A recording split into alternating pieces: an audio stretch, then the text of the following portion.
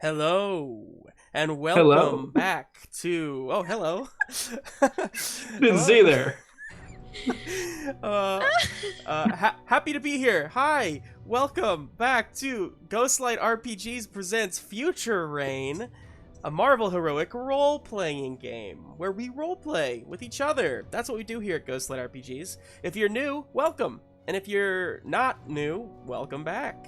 We're glad you came back. Did you watch last week? Because it was wild. And did that bring you back for this? I hope so. That'd be cool. And if not, or did you come back just to see me? And I'm cute. Comment in the chat and let us know. We're all here for Kelsey. comment in the chat. This is Kelsey's world. We'll just exist in it. Like, we're just here. Have to pay respects.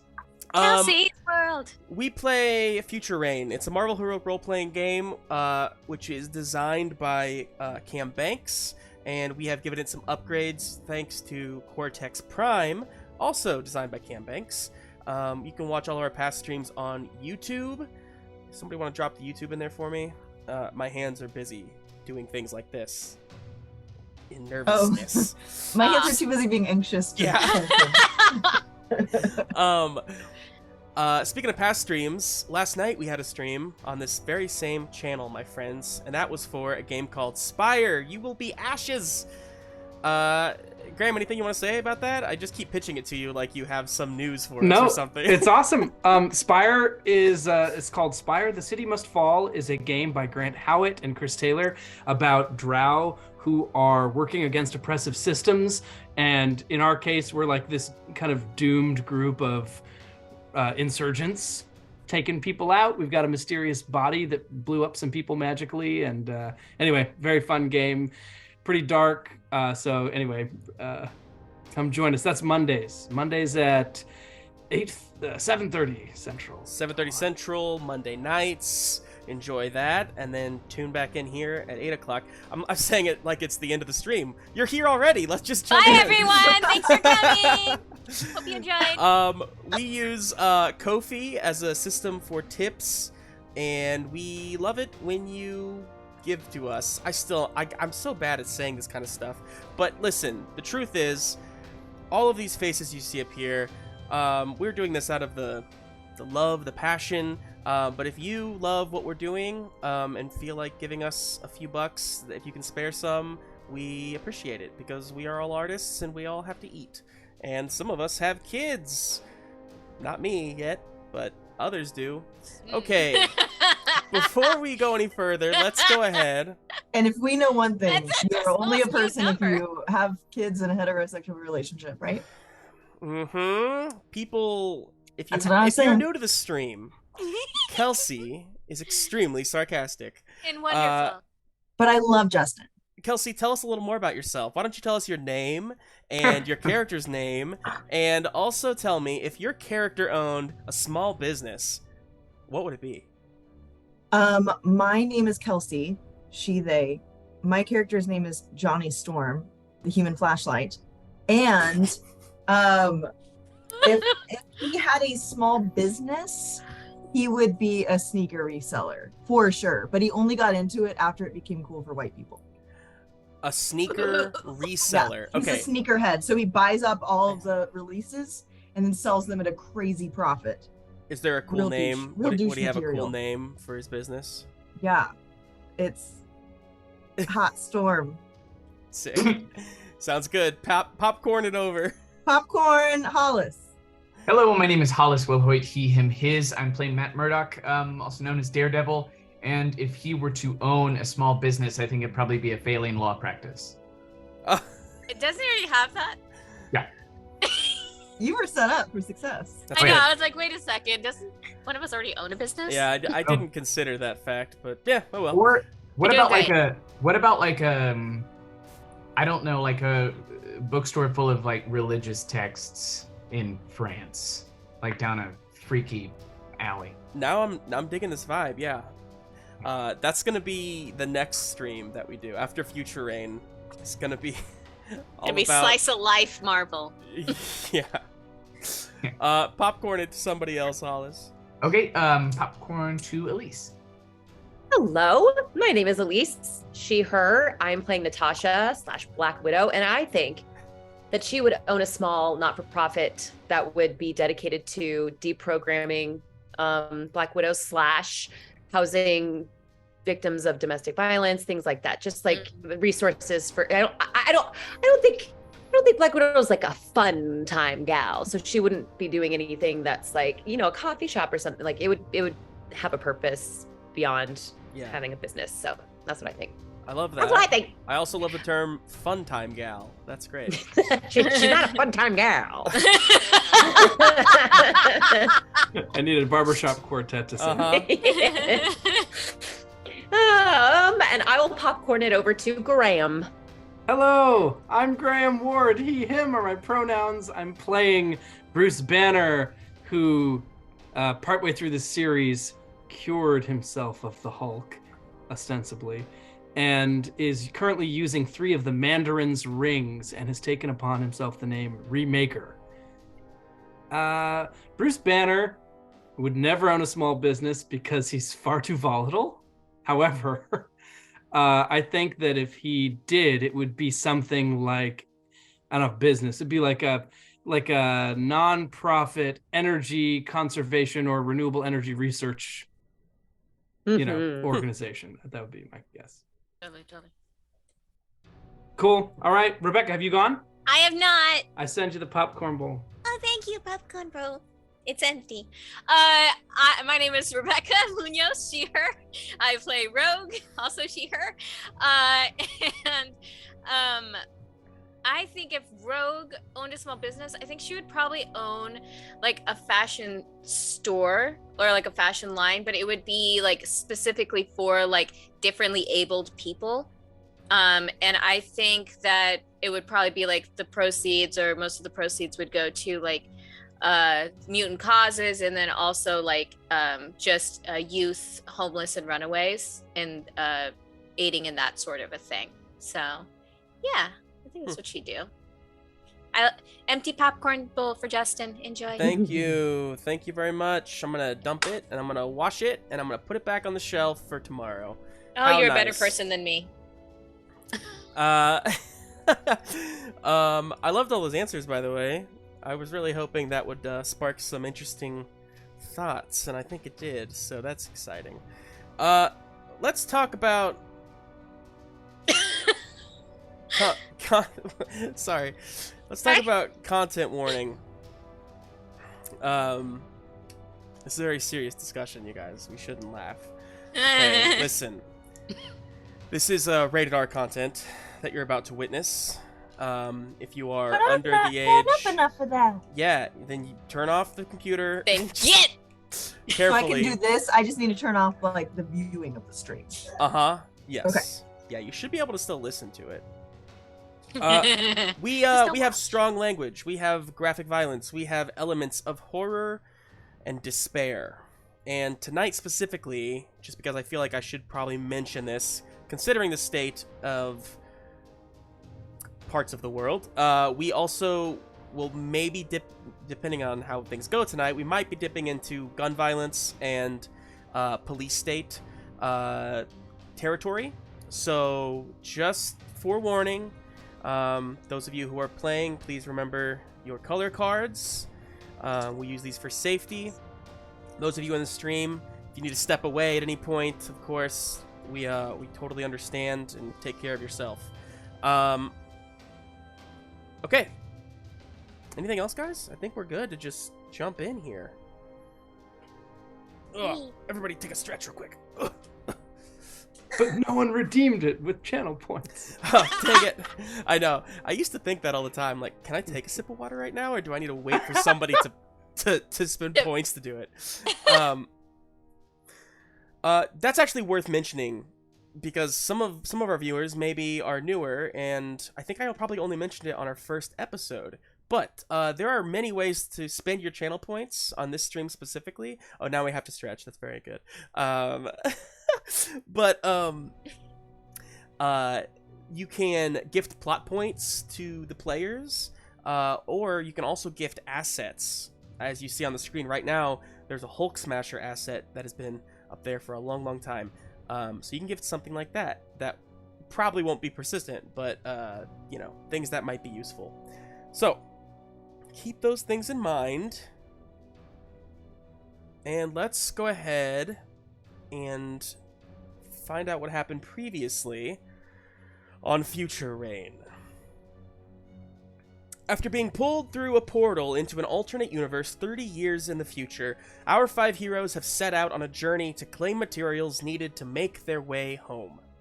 On their way to Victory City, the heroes have come across a traveling circus act called Mysterio's Tales to Astonish that tells the events of V-Day through a very twisted lens. After the adoring crowds cleared out, the team confronted the B-level villains working for Mysterio, Pyro, Blob, and Toad. Before things could get too heated, an old and weary drunk Clint Barton intervened on behalf of his new friends and helped usher in a sort of peace for the night. Meanwhile, Rogue struggled with her newfound powers after using her power drain on Mr. Sinister a few episodes back, and also discovered that her mother, Raven, aka Mystique, is living among the circus with her wife Destiny. Just as things settled down, Mysterio was attacked by an enraged Logan, who had been following a hunt of his own, searching for the truth of his past.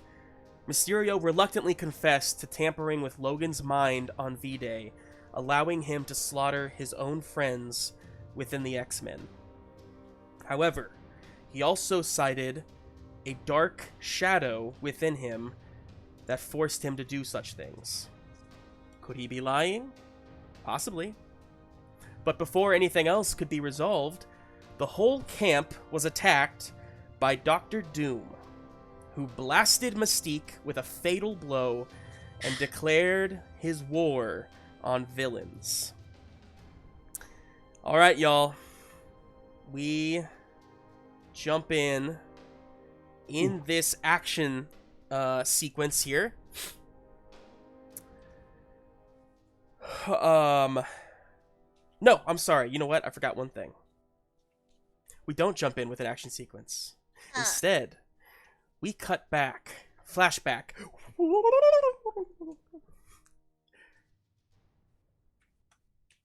It is a small podunk town in Idaho.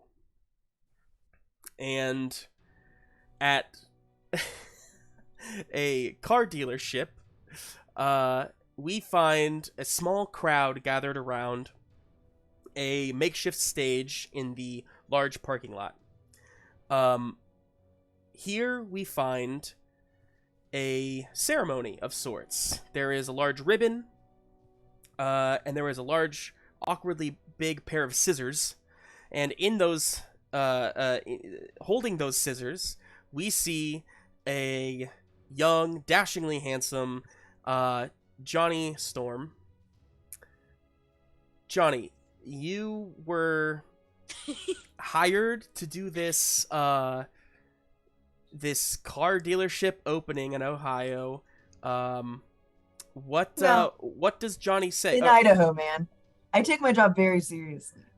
Okay, yeah, awesome. So what does Johnny say here as he cuts the ribbon?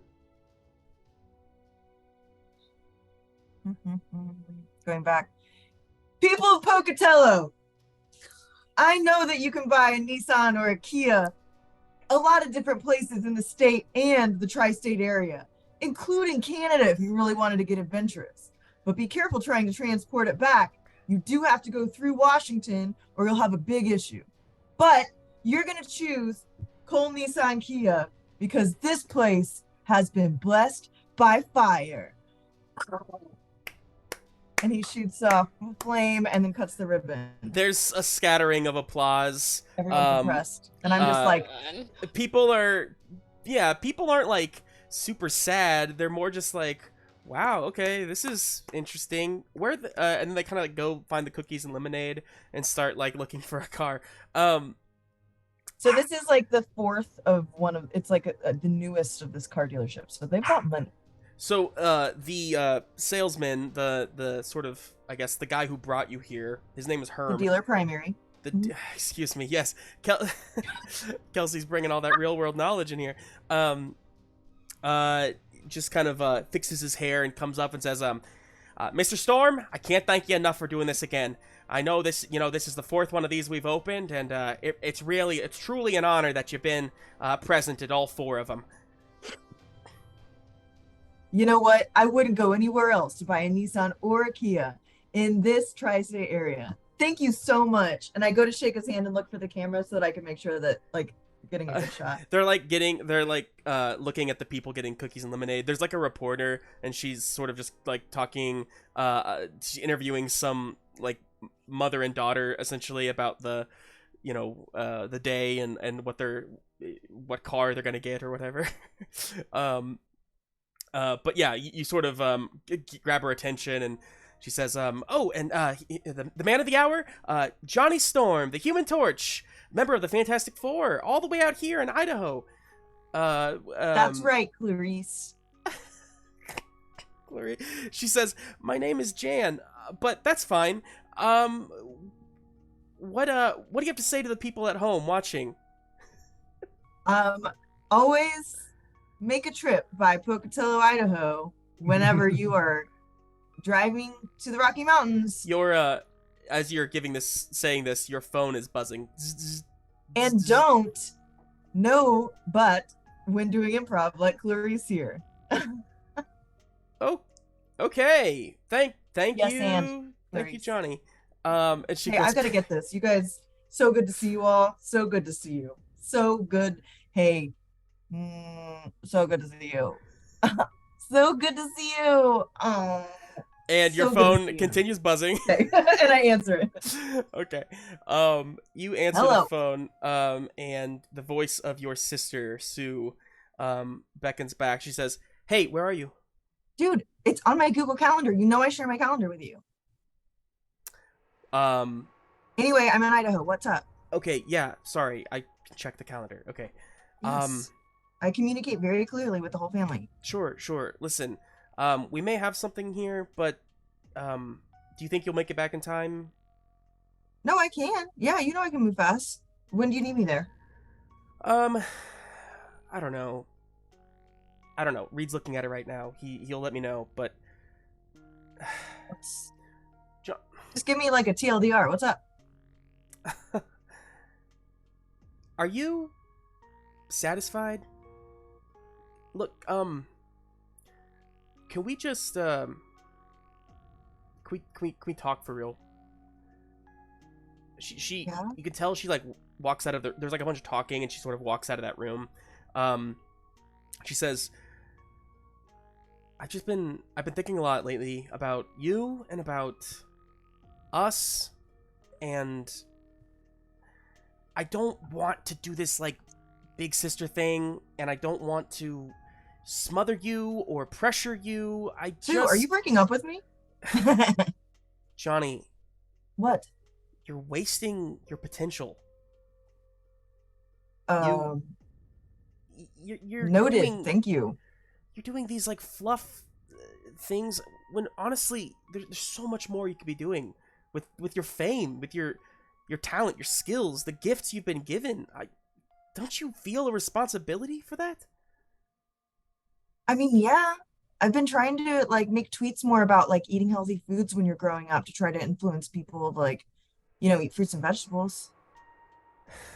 Yeah, okay.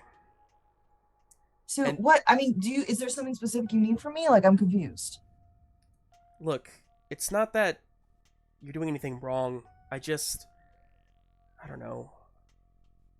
I was just thinking about the future. And, I would love to see you start... I just want to see you invest more in yourself. That's all. Whoa, I still look really good. I'm 35.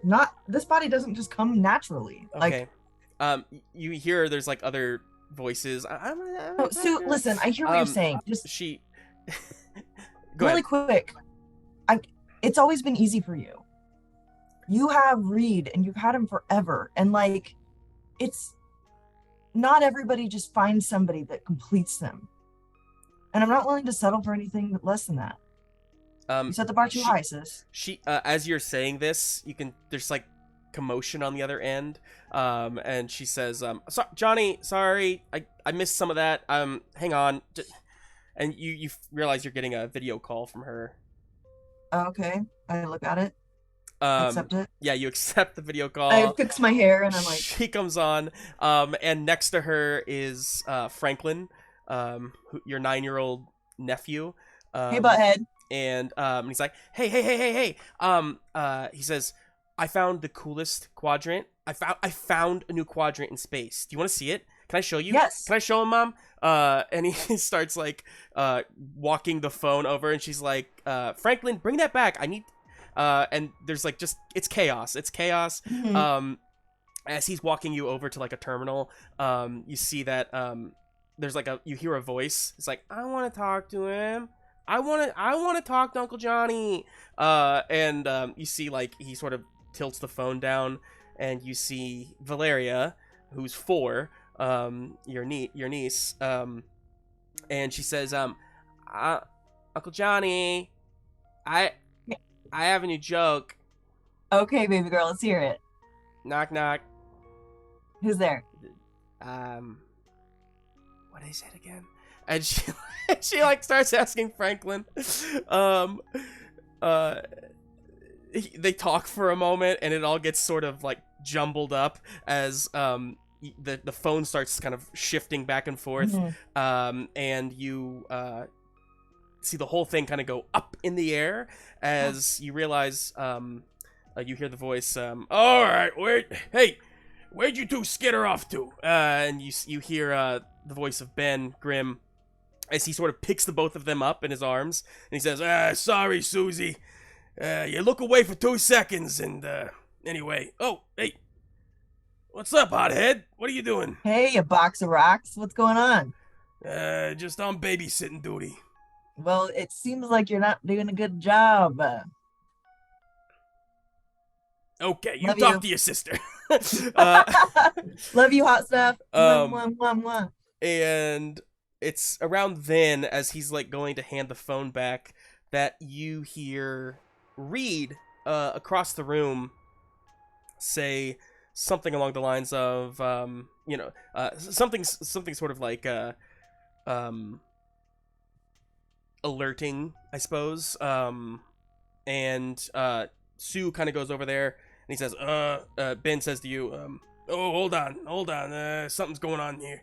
And he walks you over with the phone, and you hear Reed sort of mid-sentence saying, I don't know what he's doing. Victor he's in the Rockies. Seems to be emitting a signal across the world. I'd venture to guess even beyond our world. It seems as if he's, is he Oh no, we need to get there now. And he says, all right, everyone to the Fantastic Car. Johnny, meet us in the Rockies. Yeah, absolutely. See you there, man. And you hang up. Yep, and I blast off. As you blast off, Actually, no, wait. Okay. Before I blast off, I just like, because I can get there hella fast. Yeah. I bite my lip, and I'm like, and I text Sue, and I say, thanks for looking out for me, sis. I just want what you have. Nothing else will be good enough. Love you. XOXO. And then and you shoot off, and as you're flying, you feel the vibration of a text reply, but you never have a chance to read it as you arrive in the Rockies.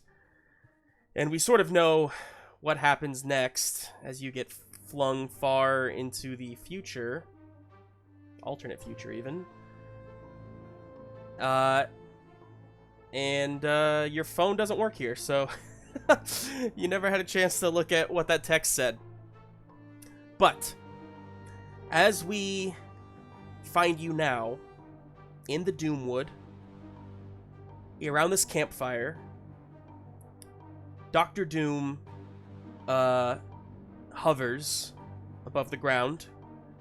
The armor, his armor is, it looks rather old. It looks rather, not rusty by any means, just, it doesn't look like he built any new armor in the last, 15 years even. It looks powerful. It looks just as, imposing as ever. It's just, part of it felt like there were constant upgrades to the armor over the years, and it seems like there was a lack of that now. But still imposing, still very intimidating. The green cloak billowing down, hand outstretched as the energy sort of fizzles down from the hand. And Johnny, we're going to start with you in this action scene as you stand there watching your longtime enemy kill Mystique. Oh my god. I forgot I needed more than D6s. Oh my god. Okay, I'm back. Okay, no so power I battery. see him kill Mystique and spring into action. My immediate thought is fight. Like, I was already sort of in the feels about it anyway. So I think it's fair to say that I just immediately am hot-headed and jump right into it. So I'm going to do that. Awesome. Everybody's here, though. Graham, would you mind adding a GMC for me, just called Doom? Of course. But if kills. But of course.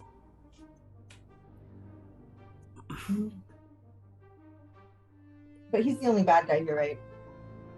Well, I mean, you could argue that you're surrounded by bad guys. There are... Yeah, just to kind of set the scene for you again, Mysterio is beaten and lying on the ground. We have Blob, Pyro, and Toad, who are all sort of gathered around as well. We have Clint Barton, who is also there, and Logan, who is also there. And everyone's in a really tense state because of what just happened between Logan and Mysterio. But this seems to be more urgent. Yeah. So I say, with us or against us, Mysterio. Mysterio is bleeding and on the ground, but sort of like throws us. Great. You're team superhero now, motherfucker. Okay. So that is. You know what? We're going against him. I'm just gonna dive in for it. 20. Awesome. Using a plot point. 20 with an effect die. Oh, sorry. An effect die of D10. Okay.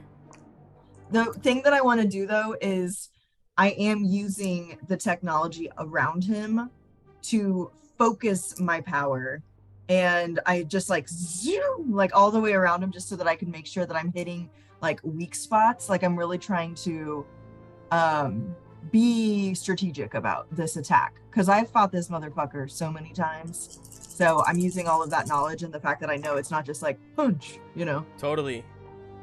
I rolled a 1. I'll take it. Oh, I did too.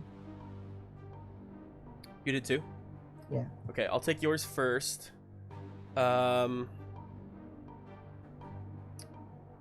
Yours, unless are you just gonna cancel a Doom Pool die with mine? Yeah. Okay. Well, I wanted to take that D10 out of there. Well, the D10 it's on a D8, so you'd be able to take a D8, but not the D10. Oh, okay, that's fine. Good Okay. enough. I forgot you can't just pick. So I'm gonna spend yours to upgrade this D8, upgrade the D6 to a D8, but then you would spend yours to get rid of that D8. So I'll just leave it blank essentially. We move. Let's see. Okay. Yeah. I've got a 15. So that's gonna be so that's a heroic yeah. situation. Yeah. What? So it ups your. What was your effect die? 10. It was a 10. Yeah. Now it's a 12. Yeah. Jesus. Okay.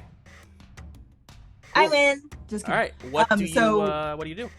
I think that I'm gonna focus on, honestly, I just, it's better storytelling to focus on like emotional.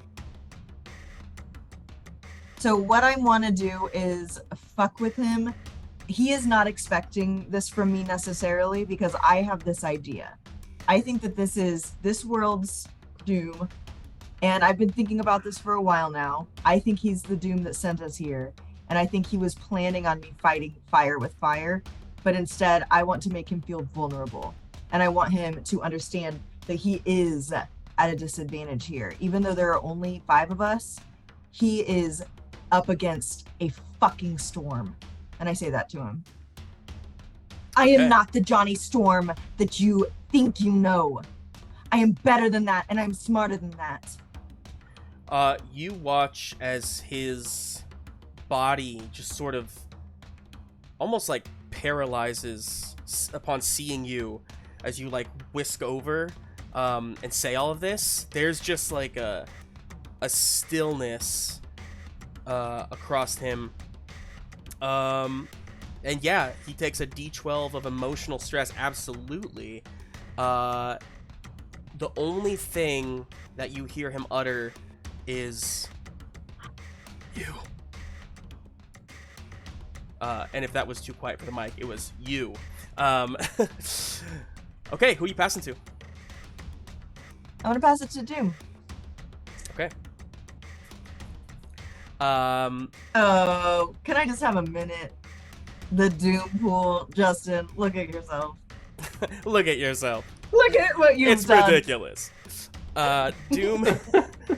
Doom is going to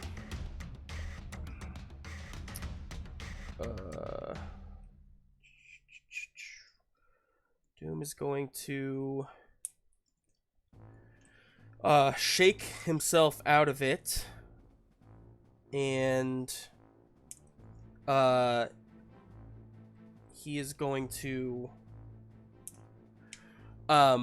you watch as he begins to move his fingers very subtly and very meticulously, and sort of spins them around each other in like something like this as he pulls taut, and you see like a purple energy growing, like just like a string pulling out, and then as he smacks his hands together, Johnny, this is going to be against you. Sure.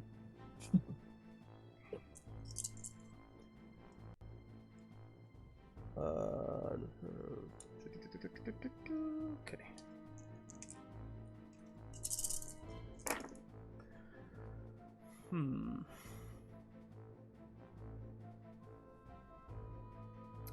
Okay, that's gonna be a 19 with a D10 effect. You'd love to see it. I'm gonna throw up a wall of flame, like in front of me, and hopefully that'll help. And what did he hit me with? Purple shit. Okay, cool. I can't do anything about that. All right. Ooh. All right, I'm gonna use my final plot point to step up a die. And that helps me win it. So I'm going to actually, okay, so I'm using my plot point, and then I have a special thing where if I use my fiery body and successfully in a reaction, then I can inflict physical stress with my effect die at no cost. So I am going to give a D10 physical effect as well, but that is a 22 to beat it. She lures you in. Okay. I'll pass it to Doom. Yeah, for real. Okay, let's see. The 22 does beat it, of course. I'm going to spend a Doompool die to as he throws up. So what happens here is he takes this energy, and as he smacks it together, you feel purple energy just around your body, actually like shoot up from the ground and try to like grab onto your legs and pull you down. Essentially, it's very mystic. It's very Doctor Strange-esque. But as it pulls you down, you sort of slip out of that, so you don't take that. And as you shoot back at him with your the D10 physical, I spent a Doompool die to activate his impervious force field, which will negate the physical stress. The full one. Okay. Yeah. You actually see as you shoot that back at him, he clenches his fist, and a translucent, glimmering force field just kind of covers his body. It looks identical to the kind of thing that your sister would do. And he will now pass it to Black Widow. All right. I think I'm just gonna well, let's see here. I'm gonna try to do the new thing with one of Hawkeye's arrows and create a complication if the roll succeeds. So is Awesome. working one moment. Awesome. Yeah, So for let's anybody see who missed it last time, Natasha has what am I trying to say? Upgraded her Widow's Gauntlet or bracelet to include some Hawkeye technology. So cool. What do you? Awesome. So let's see. I built my roll. Let me roll. Come on. No ones. Wow, it's like Awesome. a first for you. Woo! Okay.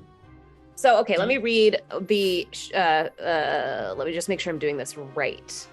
It says, when you use Hawkeye's arrows to create a complication, add 6. Does that mean, or add a D6, does that mean add it to my roll? Mm-hmm. Okay, so do I roll another D6 real quick? Exactly. Okay, got it. All right. And then I step up the effect dice. So hold on one second. Okay, let's see here. Okay, that didn't help me. I doubt I'll succeed. But my total is a 13, and my effect, once stepped up, is a D10. Okay.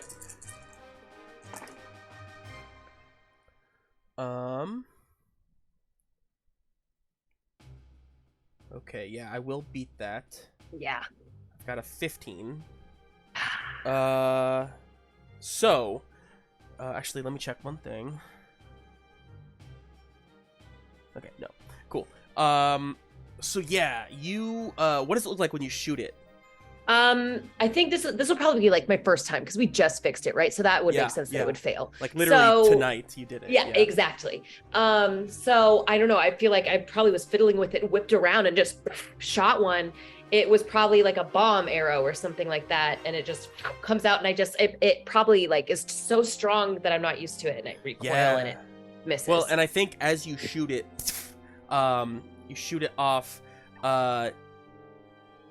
right as you go to shoot it, like to target on Doom, he vanishes. That helps. And so you hesitate for just the slightest moment. And when you shoot it off, it whizzes. Doesn't seem like it hits him, but he vanishes, and then well, yeah, I think he stays vanished for a moment. Let's see what somebody else might do about that. I don't know. So I'll pass it to Daredevil then because he can't see anyway. Perfect. See, I can this is how you hear, problem solve. Yeah, awesome. Okay, I think time is going to kind of stop for me as I get my bearings and I'm like listening for him shuffling around, listening for that deep, terrifying breathing maybe. And I am going to kind of use my billy club as a grapple, right? And I want to like yank him to me so I can kick him in the face. Okay. Okay, Yeah. I said it. I said it. I did it. I said it. I'm gonna do it. Gonna find out. Okay, so I'm in a team. I'm going to use I'm actually going to use my covert D10 here. Using my weapon, using my superhuman senses for sure. Oh no. The dice roller website is like super jank today. Oh no, I rolled a 1. Uh-oh. I rolled a 1, but I've got a 15 with a D10 effect. 15 with a D10. Love it. Mhm. Okay, I'm gonna pay you a plot point for your 1, and I'm going to add a D6 Cool. to the Doom pool.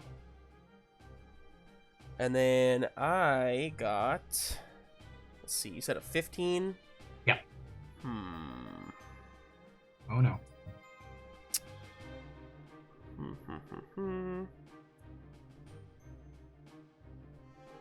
You said a 15 with a what effect? A D10? Yeah. I'm gonna go ahead and spend the D6 I just got to add another die, because I don't want to take a D10 at this point. Okay, so that's gonna be a 20. Okay. So I will avoid you. Okay, so like my foot just goes through air. I like. So yeah, you did hone in on sort of, like you said, the breathing. All is bizarrely silent as this suit is, for being a sort of metal suit. It's almost like the whatever effect he did to it to make it turn like invisible also sort of like muffled some of the I guess sound and whatnot coming off of it. So it's yeah. Anyway, very advanced. As you whiz to where you think he is, you fly through nothing. As you said, go ahead and pass it to someone else. All right, I am going to pass it to Rogue. Okay, so So at our last episode, literally a huge beam of energy just cut out the inside of my mom. Like I think time just moved really slowly for Rogue in this instant. Yeah. And she like caught her mom as she was like falling. Like the light is already gone from her eyes. She's just gone. And like Rogue is like just very silent, and like it's just like, and then she just like screams bloody murder. And for like she's just kind of there for a second while this chaos is happening, and then she takes off her X-Men jacket, and after placing like she places like a really tender kiss on her mom's like cheek, and then because for all her flaws Mystique was still her mom, and she can never forget that, and she never will, and she like puts her jacket over Mystique's face, and then she stands and she is fuming. Her eyes are like glowing a dangerous red, and she just turns to Logan and holds out a hand, and she says, "Logan, help us stop Doom, and I promise I'll end your suffering myself." And like she turns metal, and I'm going to do a roll, and hopefully we can do a fastball special, and I'm gonna add Logan into that, and maybe he can sniff out where Doom is. I love it. So, man, I love that a lot. And I can just throw him. No, it's so the thing is, he isn't technically an extra.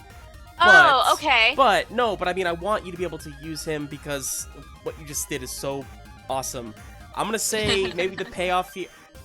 I mean, I how many points? I have 10 XP. Can I buy him? Or is he more than 10 XP? No, yeah, you. How much for that could. Logan in the window? You actually could. Hang on a second now. To add a hero to help the team for a scene would be 10 XP. I would like to buy a Logan, please. Okay, amazing. So he will help you out for this scene. Cool. And let's just say in the future, if you wanted him to stick around as like a permanent, like Danny is, then you would just add a five extra XP to that, and he would basically become a permanent person on the team. Cool. But Alright. maybe you'll kill him after the scene, so it won't matter. Yeah. Okay. Okay. I'm going to use a plot point, and I'm going to buy an extra dice roll here from me. So that I rolled a 17 with a D10, but I'm going to buy my buy my D8, which is a D7, so that's going to be a 24 with a D10. Awesome. Jesus. Cool. I've always wanted to fastball special, Logan. Like, it's my favorite move. What? Fastball special? It's where somebody who's big and strong picks up Logan and just yeets him at a bad guy. Oh, awesome. Cool. Kind of like what you did with Deadpool's head. Awesome. Well, here's hoping you have better luck.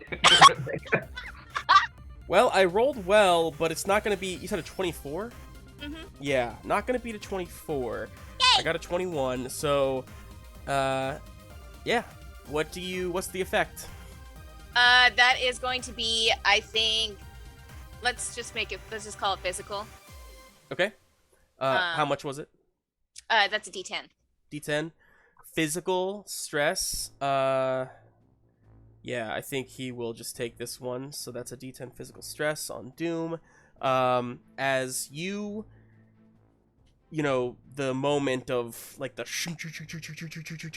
metal plating goes down your arm, and Logan, who is in a very delicate mental state, but when you say this to him and just your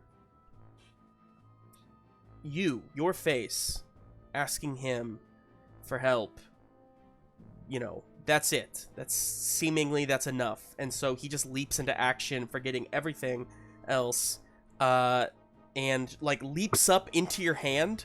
His feet like pounce on your hand, and then you just shot put him across the field. He kind of course corrects right towards the end and reaches out sideways and slashes where because like your aim was just a little off because you had no idea where Doom was, but he slashes across Doom, and the invisibility is broken, and you see like huge sort of slash marks across Doom's chest plate. Awesome sauce. Who do you pass to? Brucey. Bruce is like, don't call me Brucey. All right, so Doom is maybe looking like he might start, I don't know, like his morale isn't high, maybe. He's got this emotional stress. So I'm just going to like, in the midst of all of this chaos, be kind of slowly walking toward him, lighting up the Mandarin's rings.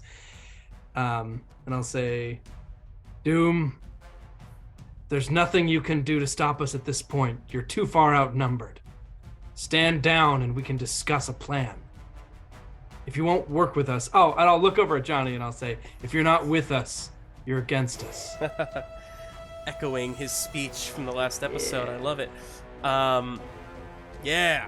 So is this a shot towards his emotional or mental, I think maybe? so. Let me figure out how to put that pool together. So, don't make me angry.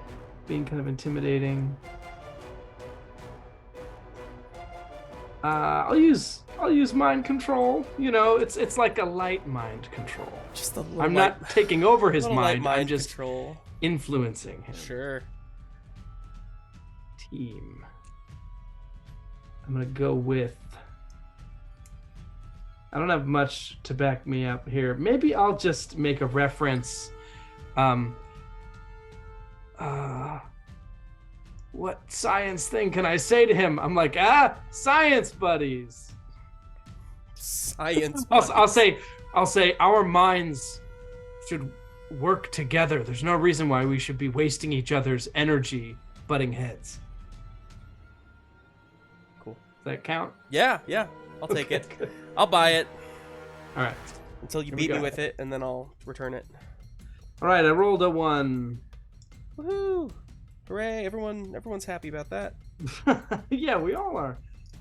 I'm gonna spend a plot point and have a total of 18.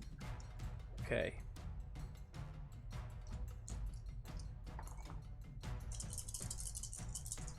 Let me pay you for your plot point first Oh, thanks. before I I roll. like getting paid. Get paid.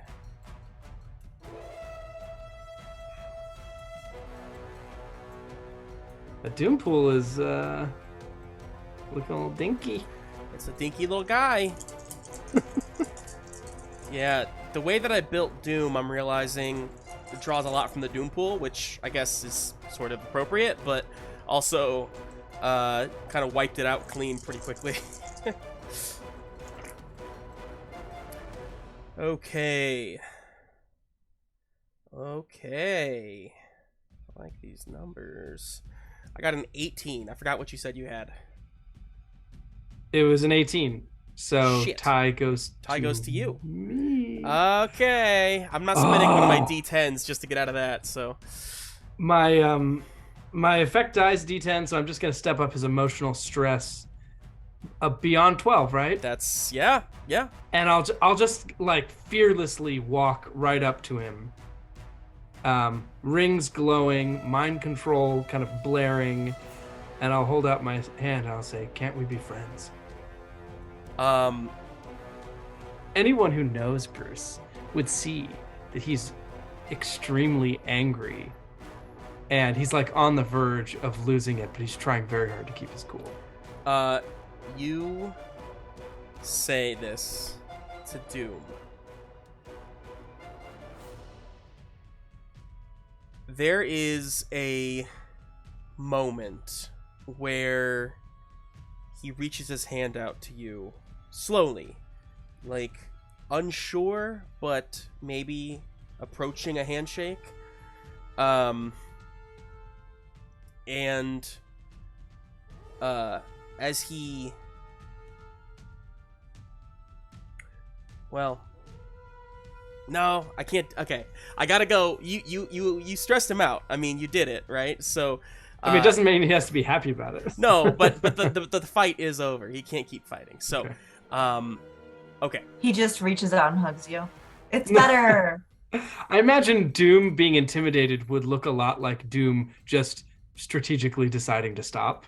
You know what I mean? Well, Like, So he goes to reach out, and then he stops and he puts it back down, and he kind of lowers himself to the ground, not ever like showing, fealty or like I give up, just sort of stopping, and says to you all, sort of to the whole, all of you, why do you keep me from my goal? I am here for them. Looking over to Pyro, Blob, Mysterio, not you. Well, what do you Stand want with aside. them? Oh wait, what do you want with them? Justice. Well, they're on our side now. And it's about damn time for you people to stop fighting against us mutants. Fine, I'll take Excuse it. I'm me? sending it. I just came out. Wow, way to appropriate there, Kelsey. I just came out. I find that offensive. Don't I get an identity at all? He Not slowly, Elise is like, you people. Yes. Yes. Sorry, Justin. No, you're good. I'll You're good. I'll back Johnny up by saying the people here have turned a new leaf, and you might not forgive them, but they're our ticket back to the top. We're gonna take out the real villains. He is Bruce. I think out of everybody, and maybe Hollis, Matt notices this too. But Bruce, you know what it's like to be incredibly angry, and you see the anger. He barely moves an inch, but there is so much anger beneath. We're that doing anime mask. Twitch eyes at each other. Yes. As he takes a few steps slowly towards you, Bruce, and he says, you are not from here. You do not have the right to tell me what they did. You know who sent me here, motherfucker? You. Now stand down. He turns to look at them, to look at the villains, and then he turns to you, Johnny.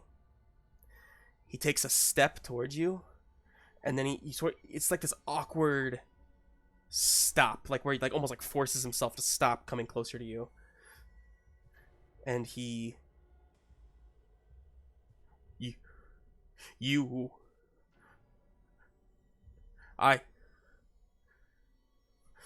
and then he turns and he starts blasting out of the scene, making a run for it. As he starts to turn, I say, Victor, we could use your help. He stops midair. He's sort of like looking down at you, the cloak billowing behind him. I'm gonna have you, Johnny, you specifically, make me some sort of an emotional attack on him.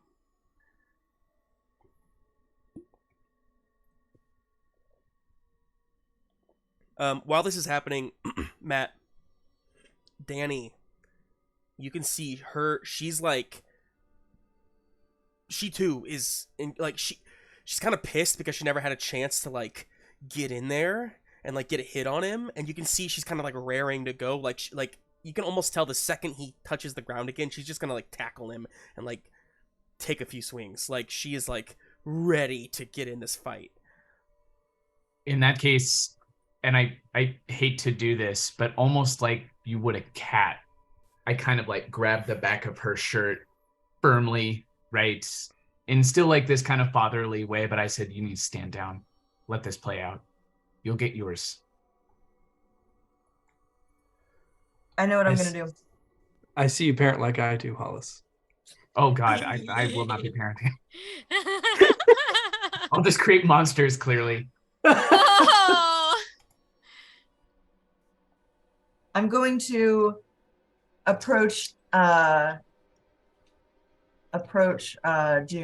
Uh-huh. And my first thought was to try to like physically do something, but I don't think that it would work with him. So instead, this is my goal. I want to make it an extra dimensional space, much like one would in D&D, but using fire around us so that we can have a private moment. Because I want to talk to him and I don't want him to feel like he has to like save face or be a certain guy. So my goal is to go up to him and make myself completely vulnerable to him by using all of my energy to protect us both. And so that is, I'm going to use my final plot point. That is going to be a 20 to try to just say, Victor, we've worked together before, and it always is way better than the millions of other times that we've worked apart. Unless everything is going super well for you right now, and it doesn't seem like it is, you're going to be so much better off, and we're going to be even more better off if you help us. We need you to go against these fucking losers. They suck, man. You know they suck.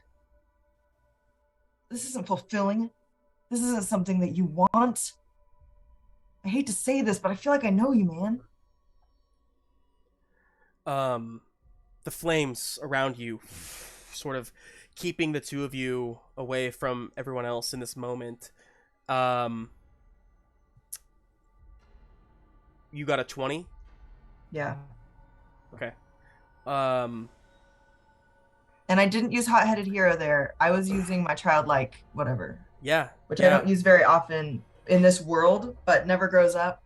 I think that I want to just be like us as teenagers, sort of like in the Michael B. Jordan one, where we're like friends, sort of.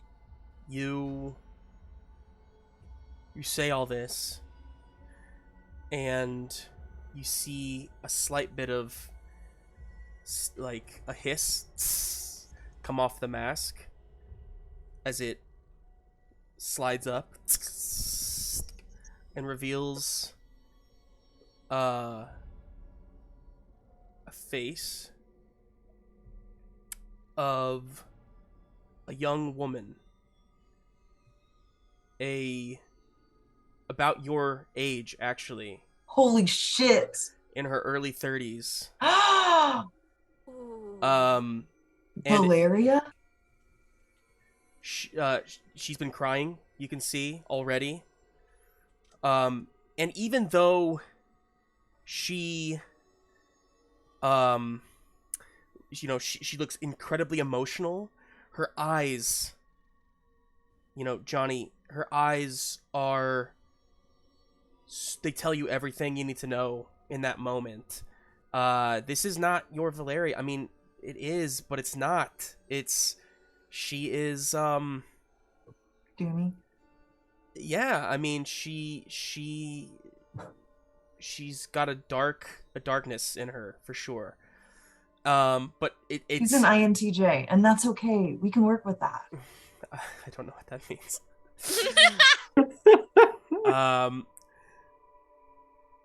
She says to you, I don't know what to do. Didn't you ever wonder what it could be like? Now's our chance to make it like that. It can be anything we want. I promise that working as a team is gonna fix everything. And you still have a chance to be you in that. I don't know you, but I want to, please.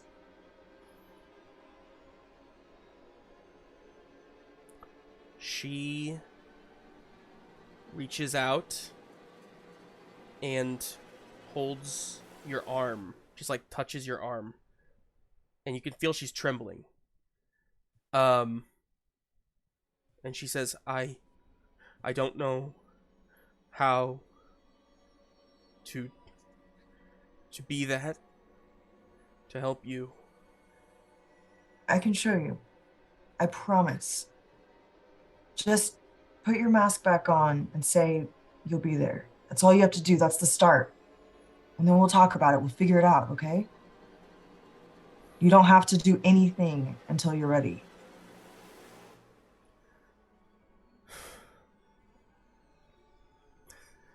The mask comes down, locks back into place, and she lets go of you and slowly lowers herself to the ground.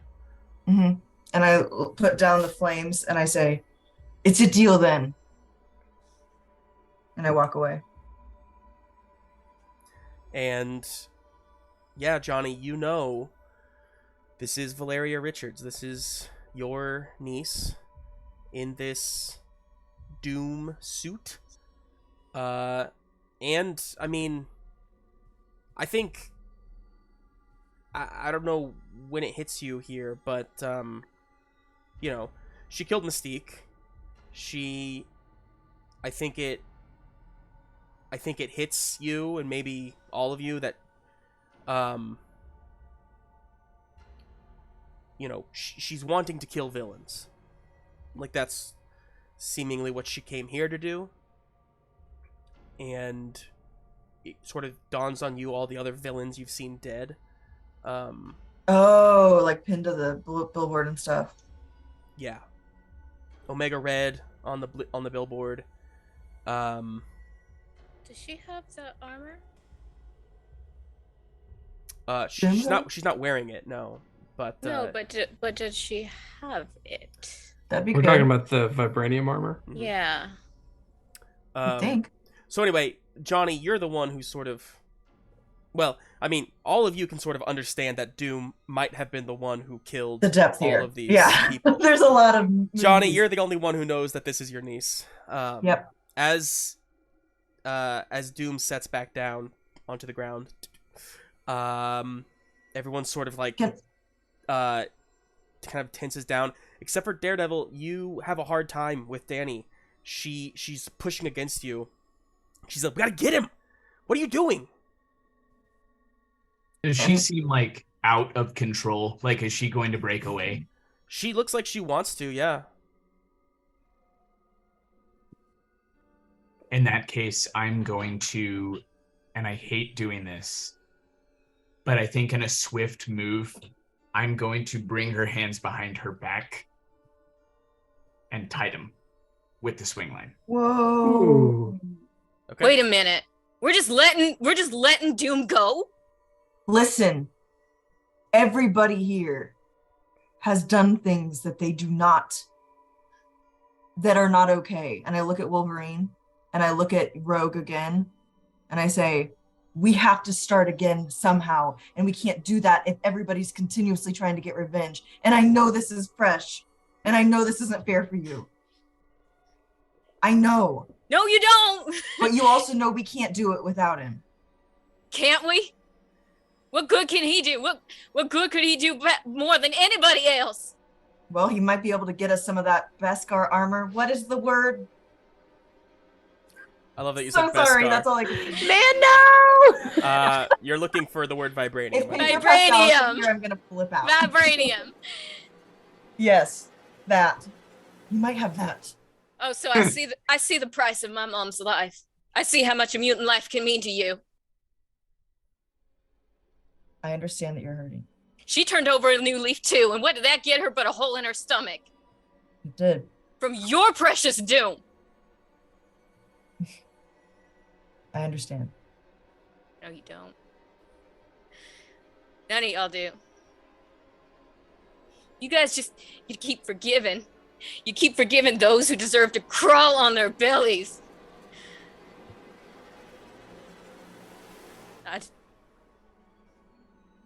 I'm done forgiving. And Rogue's gonna go for Mysterio. Okay. Shit. Make a roll. It's not gonna be as hard without a Logan. Okay. 16. Oh, if I... Okay, I'm gonna use my last XP to buy another dice. And so I rolled a 16 with a D10, so plus a 6. 22. Okay. Now, we didn't act this out with an action scene before, but I'm going to say that Mysterio is sitting at a D10 physical from what Logan dealt him. Physical stress. So, okay, let me roll for him. Appropriately, I rolled a 1 on a D8. I, again, don't remember what you rolled, but I got a 22. Okay, well, I got a 15, so Okay. that is a heroic success. Woo, okay, well, heroic? I don't know. But Villainous success. villainous success, yeah. This is not going to be particularly heroic, but she goes over and she just, like, grabs him, like, by the shirt and, like, lifts him up off the ground. And she's just going to say, I only used Gambit's powers once before. It's a total accident. Blew up half the couch in the rec room. He told me I can't charge living objects. I can't charge living people, only objects. Lucky for you. Or maybe not. How fast do you think you can get all them clothes off? And she's just going to charge all of his clothes with kinetic energy so they blow up. Holy shit. Phenomenal. You all watch, she grabs him by the scruff of his suit, and you watch as this purple pink energy glows. He looks at you, Rogue, with like utter fear in his eyes, and then just like explosion. What was your effect die? D10. So it stepped up to a D12. So this steps him up to a D12 physical.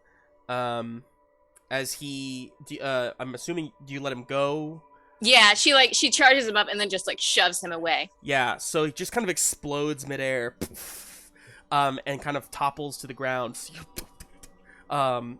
nearly lifeless. And I'm gonna, can I jump up and smoking. just say, all right, Sinister, did you get your hit in? Do you feel better?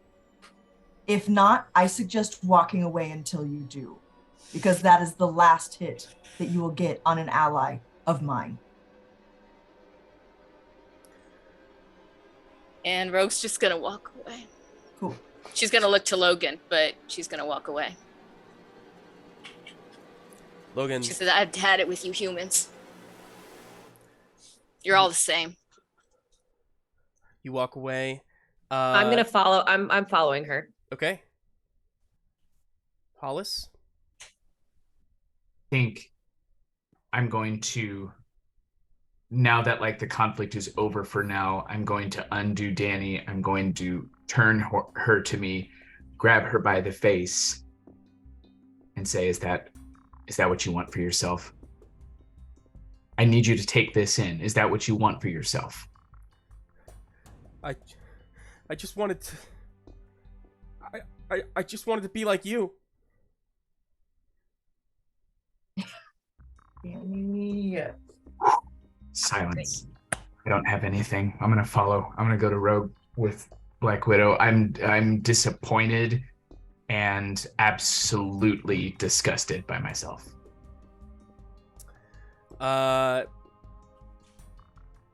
Bruce, what about you?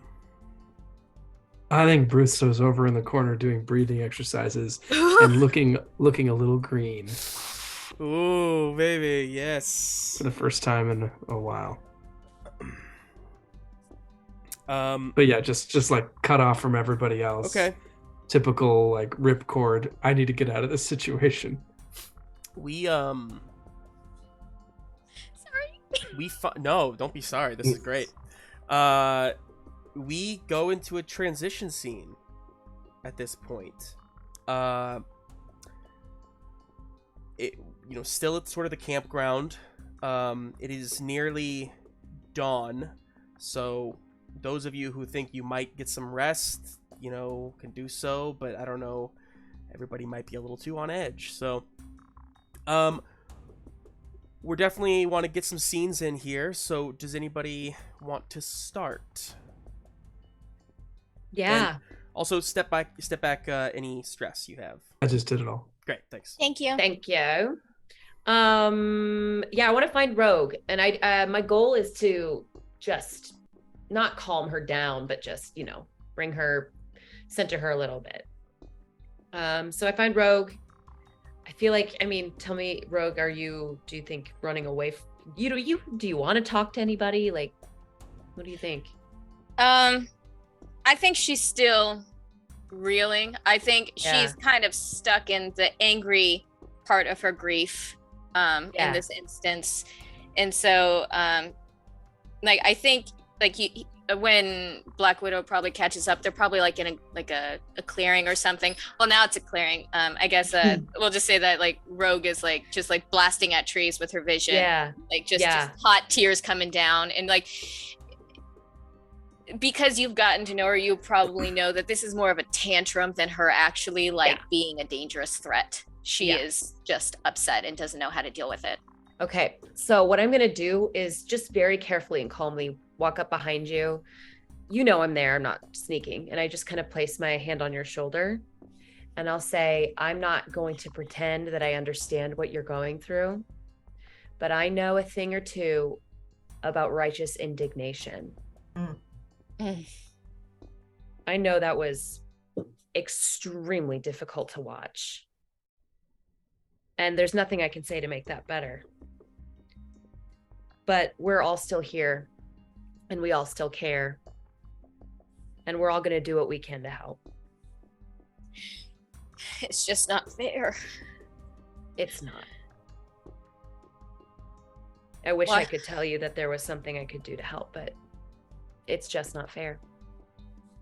Why do the heroes always have to lose so much? Didn't hurt as much when I was with the Brotherhood. I guess the choices we make after we lose so much is what makes us heroes. Is it worth it? I don't know if I'll ever know the answer to that question.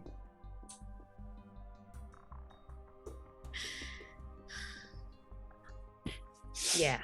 Charles would be so disappointed in me. No, I doubt that.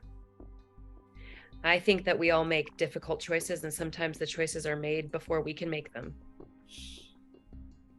I don't feel I was wrong, but part of me does feel sorry.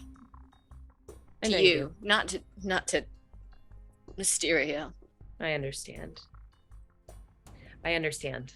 More than most probably would. I don't understand what you just went through, but I can understand how you reacted. I've been there too. You know, you're a superhero, and I know you're where we come from, called mutants, but you're also human.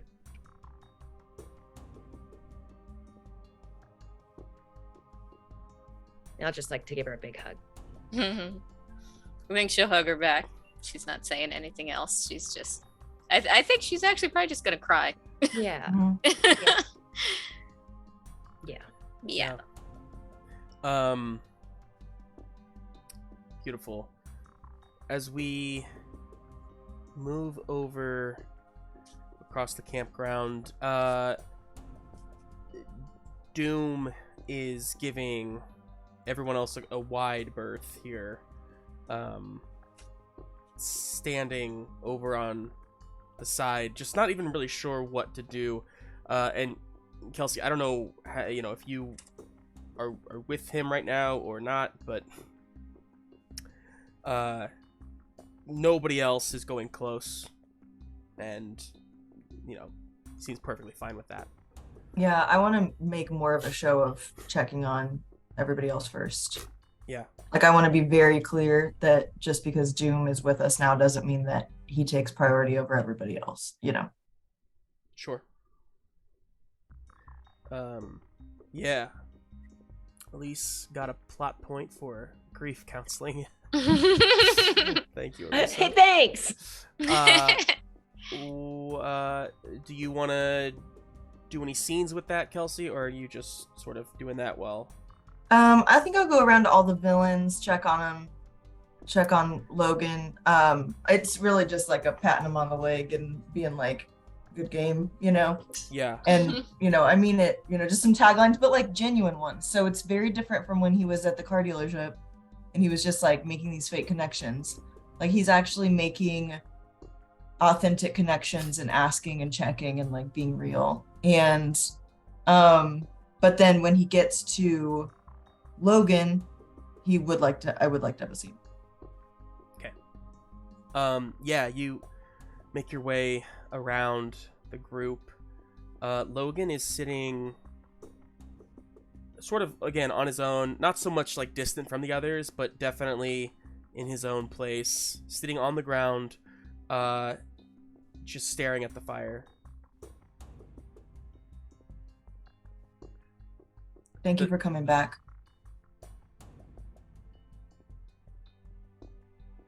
He looks up at you.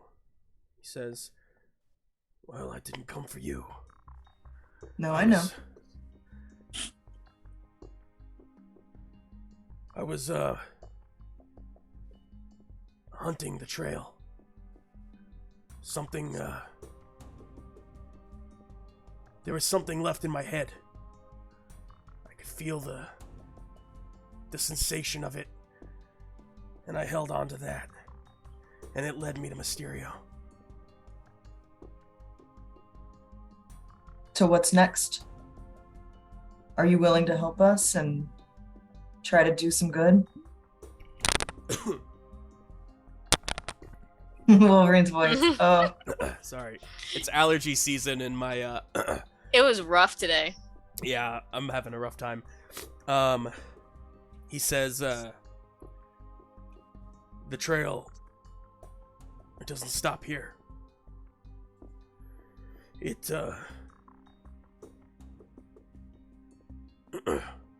it heads east. So if you're going Makes east, sense. then sure. We are. We don't have to go together, but I honestly, I know I can depend on you when the time comes.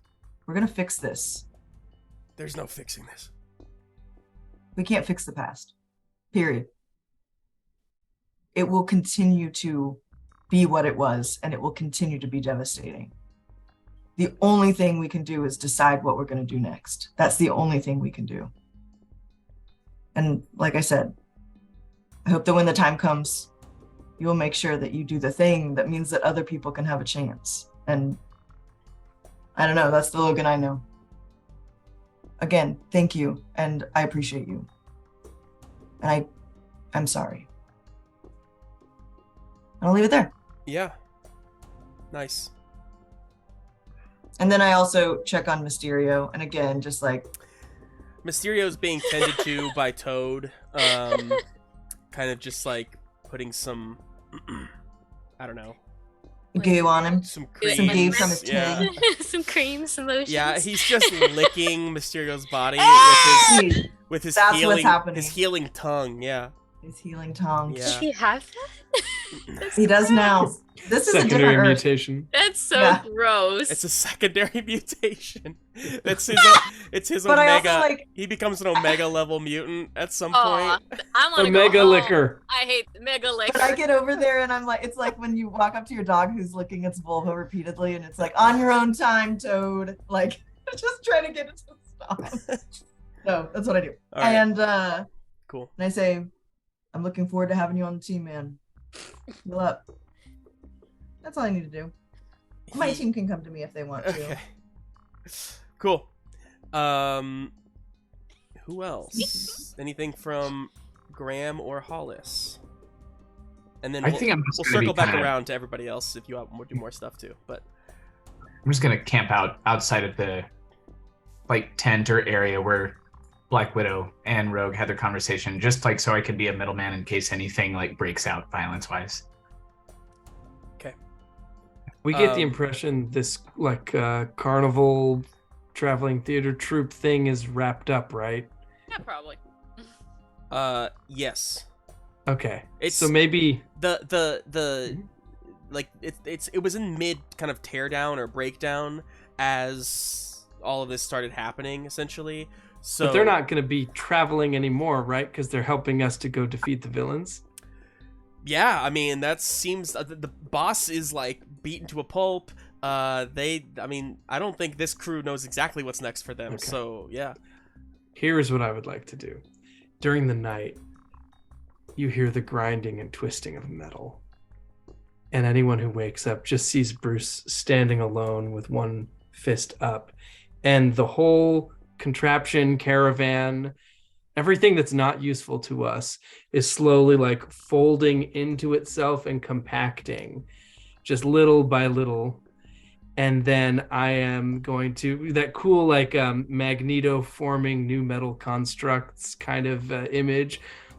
It starts to sprout arms and legs and then rises up, and you see like there's this great metal pedestal. And I'm creating a, I don't know, probably like a 30-foot statue of like, I don't know if I want to make it of us.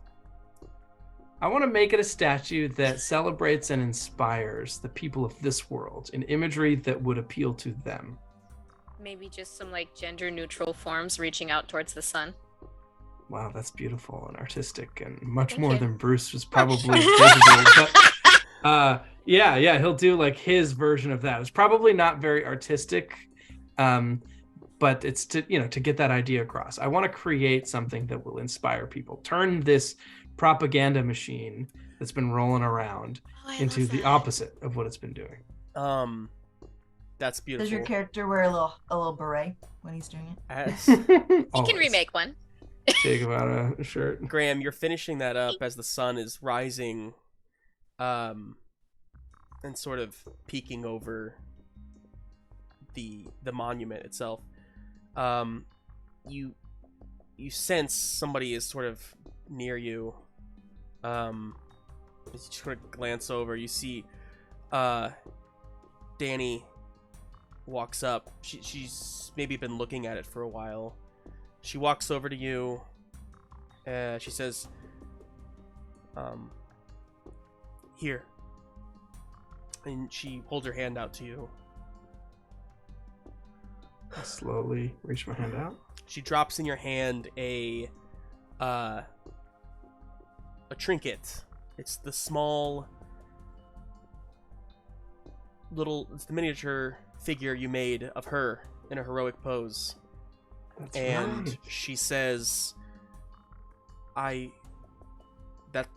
that's not me. And then she turns and kind of hangs her head and just kind of walks off. Oh, Wow. we broke her. Can I see that happen or not? Sure. So I'm gonna watch her stalk off sadly, and then I'm going to go find her and talk to her and say, "Hey, Danny, Huh? you've been spending a lot of time with Matt. There's another way to think about stuff sometimes, and it's not constantly beat yourself up about everything. He's awesome, but it doesn't work for everybody. So if that's not feeling right to you, you can also just always try to be better. Be better. Don't just be that person that gives in to it and then says, "Oh, that's who I am. I guess I'm stuck here." It works for some people, but I don't see it fitting on you.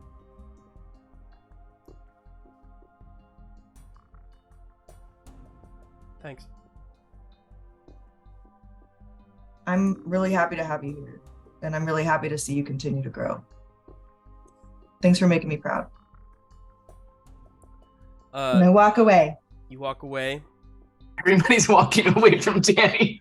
I was giving her advice and then just abandoning her. Like, let me give you some advice, and then No, I'll stay there. I'll just hang out and sit quietly with her for a while because I don't have anybody else to talk to right now. I heard that. If that's cool. I narrative. was about to message you and tell you that you heard that. There's no way you didn't, right? Right. Yeah, I wasn't even trying. Awesome. Wait, as I walk away, I go, "Also, I know that you're not just a sack of shit, Matt. Chill out." Because I know that you probably heard me. So Under my breath, I'm doing like 5 Hail Marys. yeah, you're flailing yourself again. Can I check in with Logan real quick? Can Rogue check in with Logan? Yes, and I want to remind you. Well, yes, check in with Logan. Oh, it's a reminder. The reminder will come later. Is it okay Okay. if I meanwhile also what I'd like to do is create a persistent asset with this The statue. monument? Yeah. Yeah, Do it. it's part of my milestone. Absolutely go for it. I'm sorry I interrupted that earlier. No. But It's all good. yes. I mean, I could do like a water treatment facility, but this is probably just as good. You know, the basic needs in the apocalypse: water, hope. I want to make life better for them, and it does seem like hope is the thing they mostly Yeah. lack. Listen, it's true.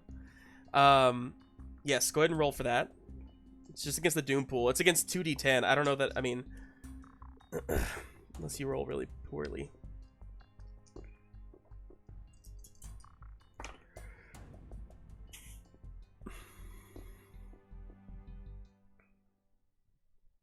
Okay, that's a 14.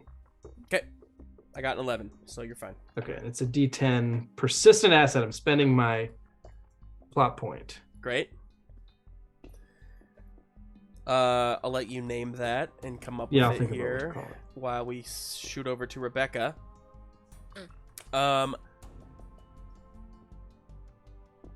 Rebecca,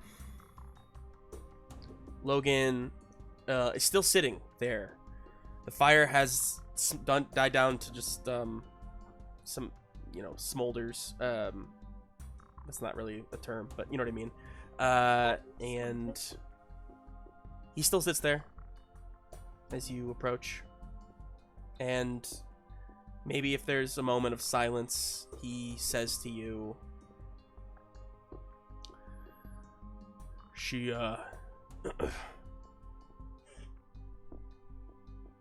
was pretty special.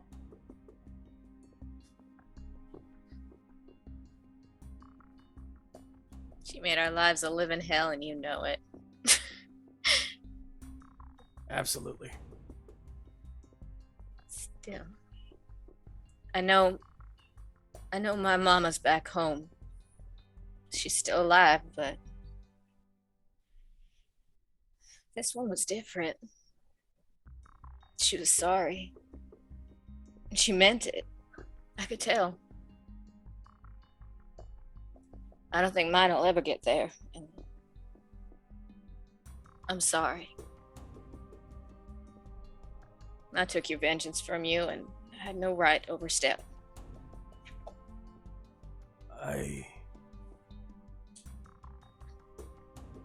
Vengeance isn't what I'm after. I want redemption.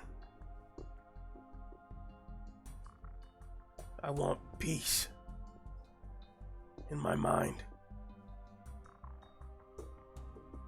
And only I can give me that.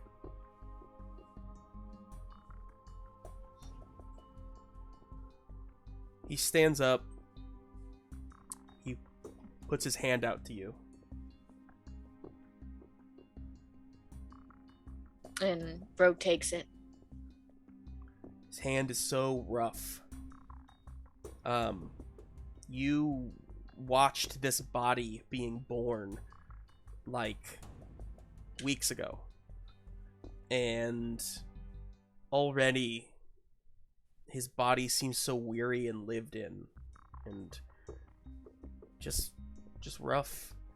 But as you hold his just calloused hand, he leads you down the path into a tent that you were in just last night, and you see Destiny inside.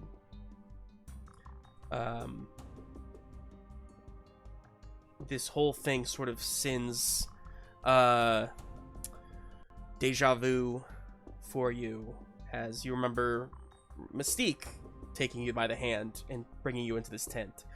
But this time you walk in and you see Destiny. She's actually, as you enter, her head is turned towards you, looking at you, almost as if she was expecting you. And as you sit down next to her, she moves her hand and places it on yours. Logan doesn't let go either. And you're holding their hands. And you tell me if anything happens. Otherwise, it's just a memorial, if you will. Yeah, I think that I think it is just a moment of remembrance. All three of these people have definitely shared life-changing moments with Mystique in various ways. Yeah, I think they just stay like that for a while. And then, should they, leave or whatever, with Logan, Rogue's she's gonna look at him and she's gonna say, Logan, I didn't forget my promise to you. You just ask, and I'll answer. He nods. He says, But it's on you. Maybe soon. But not yet. Not yet. Good. I could use your riveting company right now. May have said some things to the team that they may not take kindly to in the morning.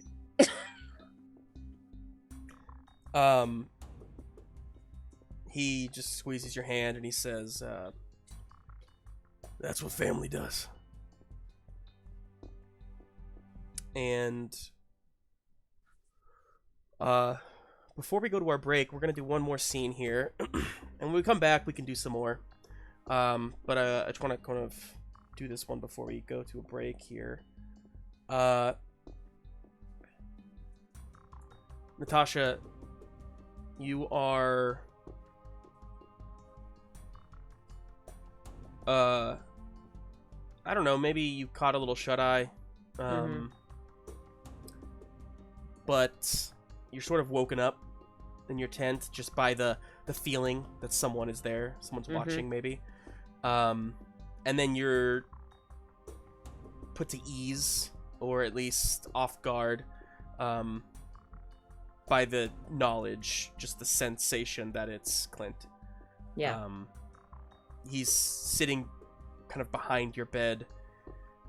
His presence is there. You can feel his gaze upon you, whether he can see you or not. But he just sits there. I think while I'm facing away from him, I'm going to say, have you changed your mind? He says, yeah, well, I thought I at least owed you the truth. I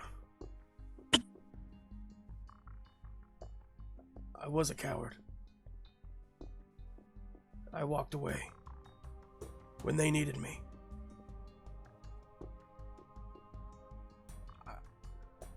I tried for so long to be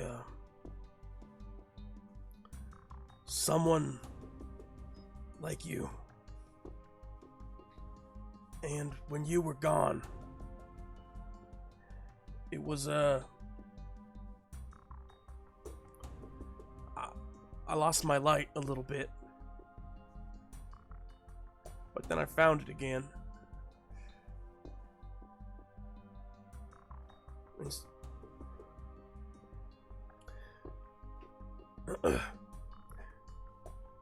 Yelena,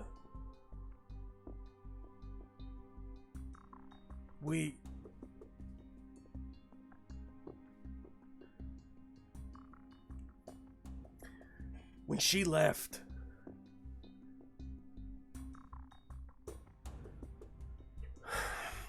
he's having trouble. Yeah.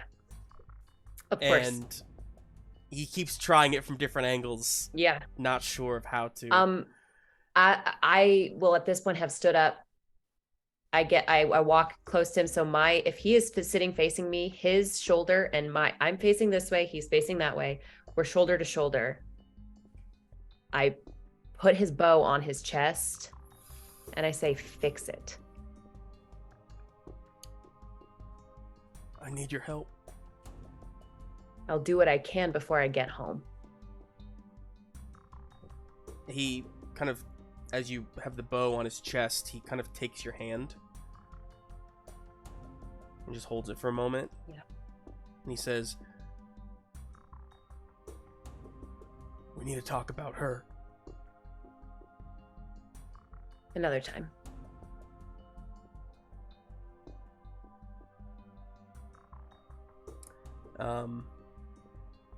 And then I leave the tent, wherever I am. Yeah. And with that, we'll go to a break. We'll be back in about 5 minutes, and yeah, we'll keep up. We'll keep doing some more scenes, and then we'll see where we're headed next. After that, or what's happening next. I don't know. This is crazy. Who knows what's gonna happen? We got memorials being built. We got bad blood. We got all kinds of stuff, y'all. All right, we'll be back in just a bit. Stick around.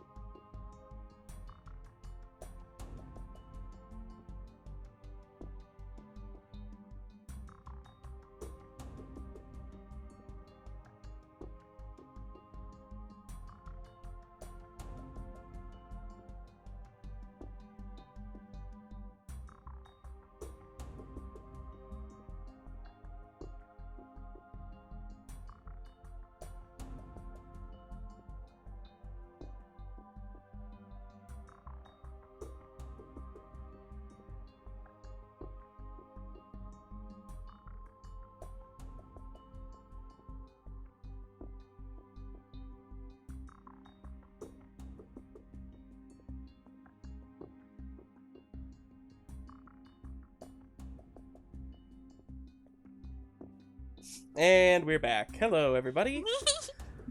Welcome back. Okay. So we're in the middle of a transition scene here. I know that I would eventually like to get a scene with Doom and Johnny. Is there anybody else want to build any assets? Want to, heal yourselves at all or anything like that during this transition scene? I'd like to cause widespread destruction and property damage. Just joking. That would just be for the XP. Just rampage through Branson, thought about Missouri. XP today. Oh dang it! I always forget about it. Oh, I guess I would quote. Inspiration point. That's great, Graham. I just read that asset title. I'm obsessed. I want to go see Inspiration. That is all ND Solio. Thank you. Oh, nice. ND Solio. Fantastic. And thanks for just chatting it up down there. I keep looking at the chat, and I know I don't say things about it very much, but we got it covered. You are seen and you are loved. I'm very all over the place here with all. We all have different jobs. Your job is not that. My job is not to look at the chat. Tell the story, Justin. It's not to look at the chat. I will say the times that I do look at the chat, I do get very distracted, and then I forget what I was doing because I'm like, oh, what's happening? Oh, right, okay, never mind. What was I saying? Okay. So let's do this Doom scene then. Let's just start there.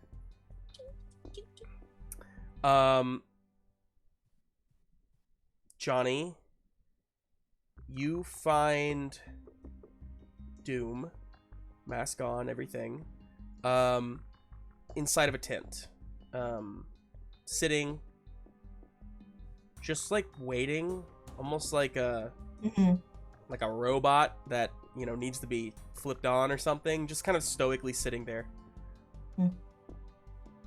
I knock. I scratch at it and say, can I come in? Enter. I do. And I sit down in front of them and I say, so how did this happen? What's your origin story? The mask slides up and you see her face, and in the light here, like it was dark, in the flames and everything, it was kind of hard to really see what she looked like with the tears and all that stuff last night.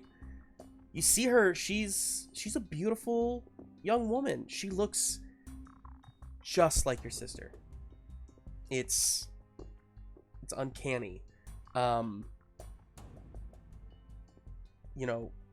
She looks at you with just like the deepest eyes, and she says, like, would you say that she's like thirstily looking at me like, oh god, a family member, or is it more like no, like unreadable, it's like there's so much she wants to ask you, tell you, say to you. Great. And she isn't even sure of who you are. It's almost like she's looking at a stranger, but she's not.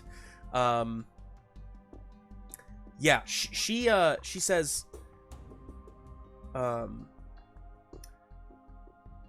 well, my family went to try and save my brother, but they failed. They couldn't save him. Who had him? I think your mic cut out a little bit there, Kelsea. What'd you say? They couldn't save him. Who had him? She says, I don't know anything about my family here. I have not been able to get any answers. V-Day. Yeah. The first part. The first domino, if you will, was taking out the Fantastic Four.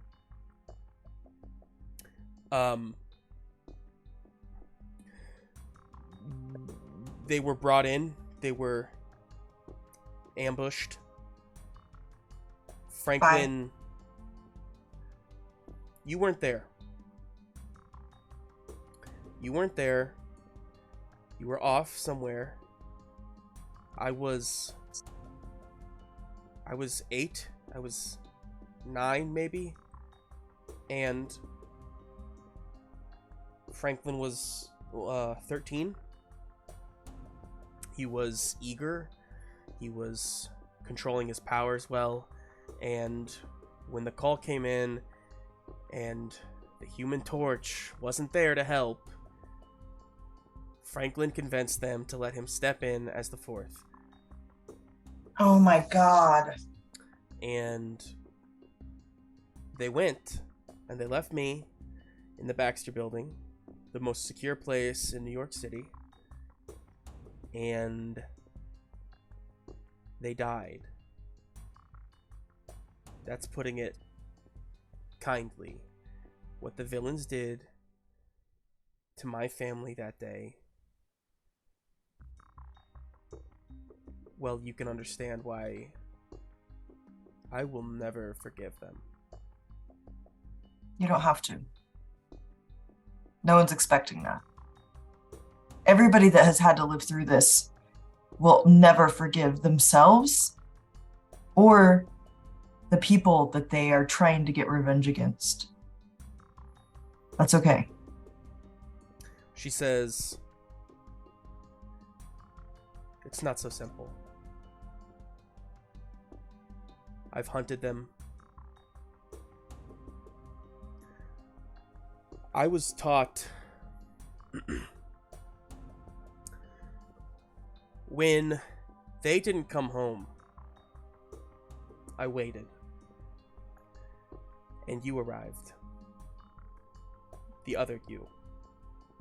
Yeah. I begged you to let me help. You said there was a final stand, a big battle. Everyone was helping. Everyone was going to avenge those who we already lost. But what could I do? I was a 9-year-old genius with no powers. And so you left me.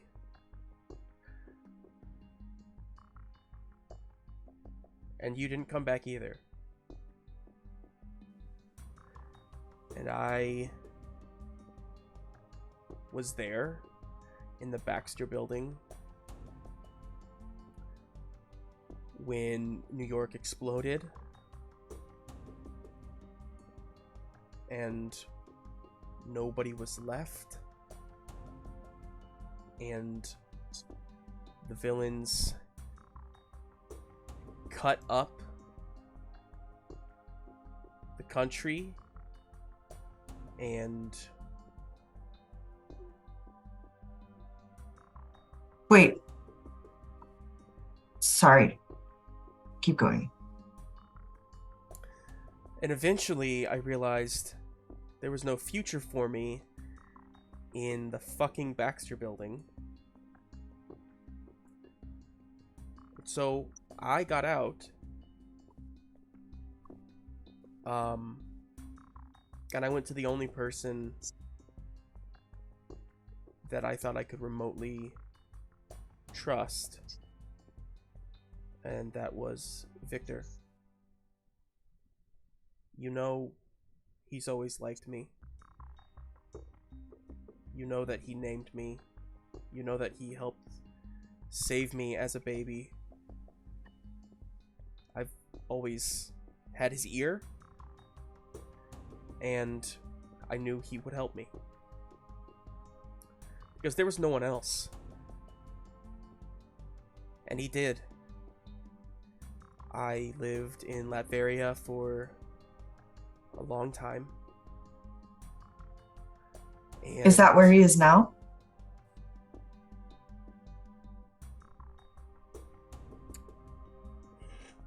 No. We were in Latveria. He taught me there was always something he wasn't telling me. I knew I couldn't trust him completely. I knew he'd have his secrets, but over time, he was my family. And eventually, he trusted me enough with the truth that he was dying. There's no name for it.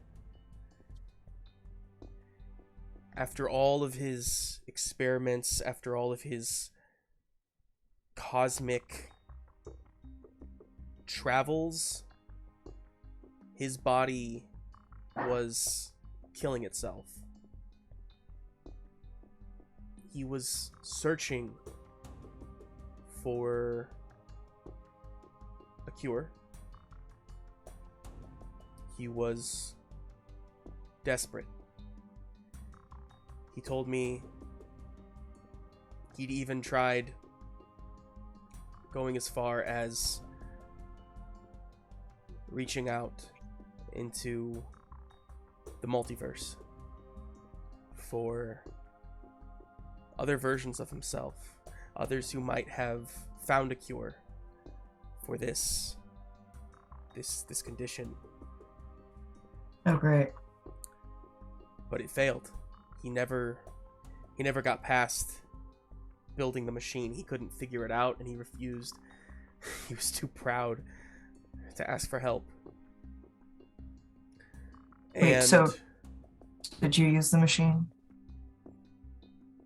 No, there is no machine.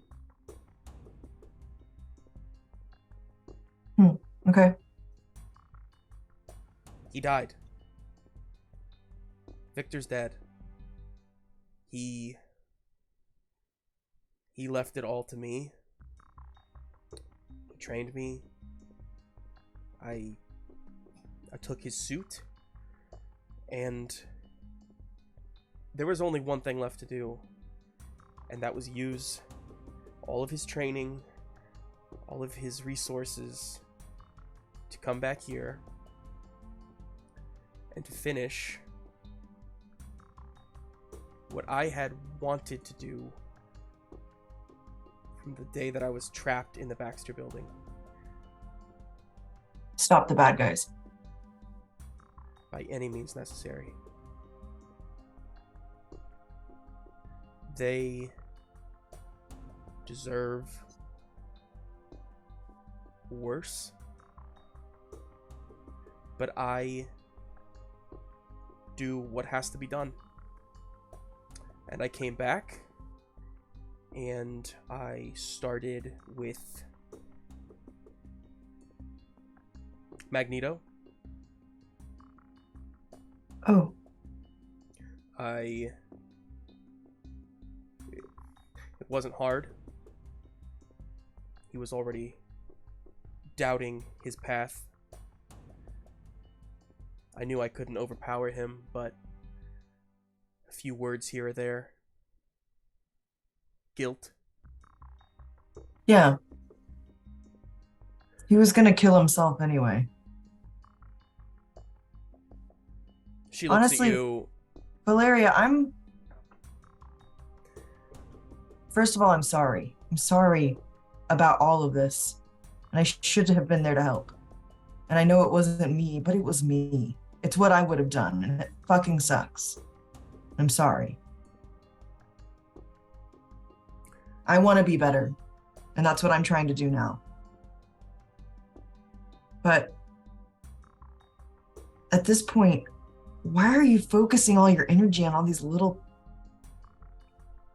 chaotic neutral guys? Get out of here. Like, what about Osborn? Are you scared of this guy? Of course I'm not scared. So why did you not go for Osborn? Like the most powerful one that's leading them all. Are you... You think I don't want to? Well, let's do it. Like, what's the deal? I'm working my way up. I'm taking God. out the foundation. Okay, Listen, you are super smart, Johnny, and that is super... Johnny. Valeria. You were never exactly a genius. But if you walk into Victory City, you will die. If I walked in to Victory City, it would have all been for nothing. Yeah. So that's why we're not going to individually just saunter in, dog. The thing is this, like, you are a genius, but I'm not stupid and I'm charismatic as fuck. We've got to use the tools at our disposal. Those tools are rallying those people that can be turned around. We can rally these people. It's not too late to get a team of people that are super powered that can help us. But yeah, if we walk in just the 4 of us, just the 5 of us, just the 6 of us, it's gonna be bad. But we've been making friends all over this country for the very few people that are left. And it's gonna be a hell of a superhero meetup at the end. Because that's what all of us are going to be, superheroes. Even if in the past we sucked, even if the past we were unable to settle down and we were a bad fucking uncle and we were always gone when our families needed us. We can be someone different tomorrow. And I'm planning to be. She sits there while you say all of this, not moving a muscle. She says, you can't just decide to change. Maybe you can't. You're doing exactly the same thing you did back then. You're being reckless, impulsive. That's exactly your heroic state of mind is why we're here.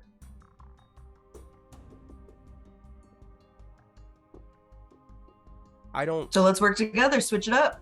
I already said I can't do it by myself. I'm Let's not work together. looking for partners. I've been doing fine on my own.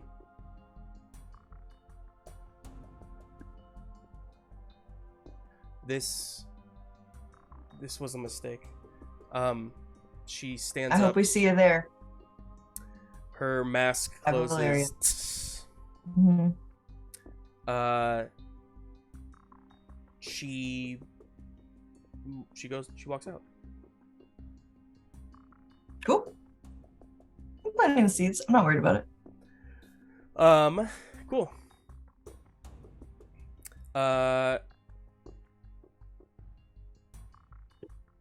Anybody else have anything you want to do before moving on?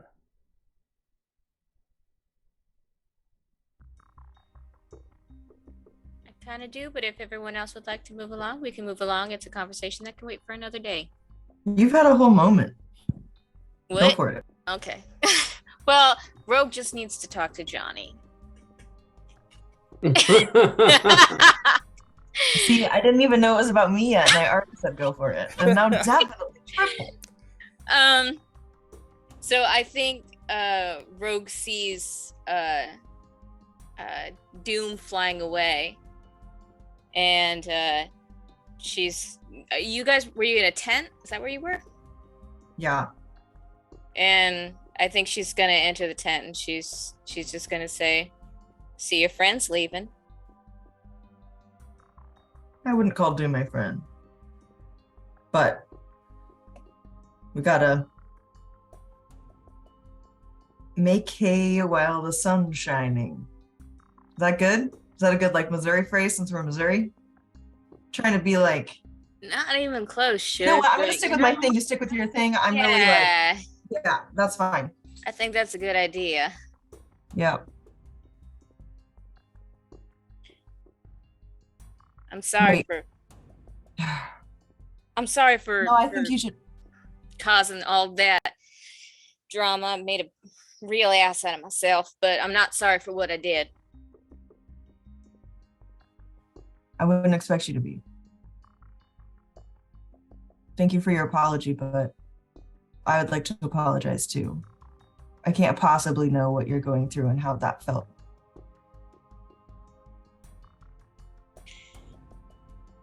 I'd like to be able to be your friend instead of just being that person that's on the team, sometimes being hot as hell and sometimes telling you what to do. I want to be someone that notices your humanity and recognizes what you have to offer. You're everything, Rogue. Everything. We've been taking advantage of you, and that's not fair.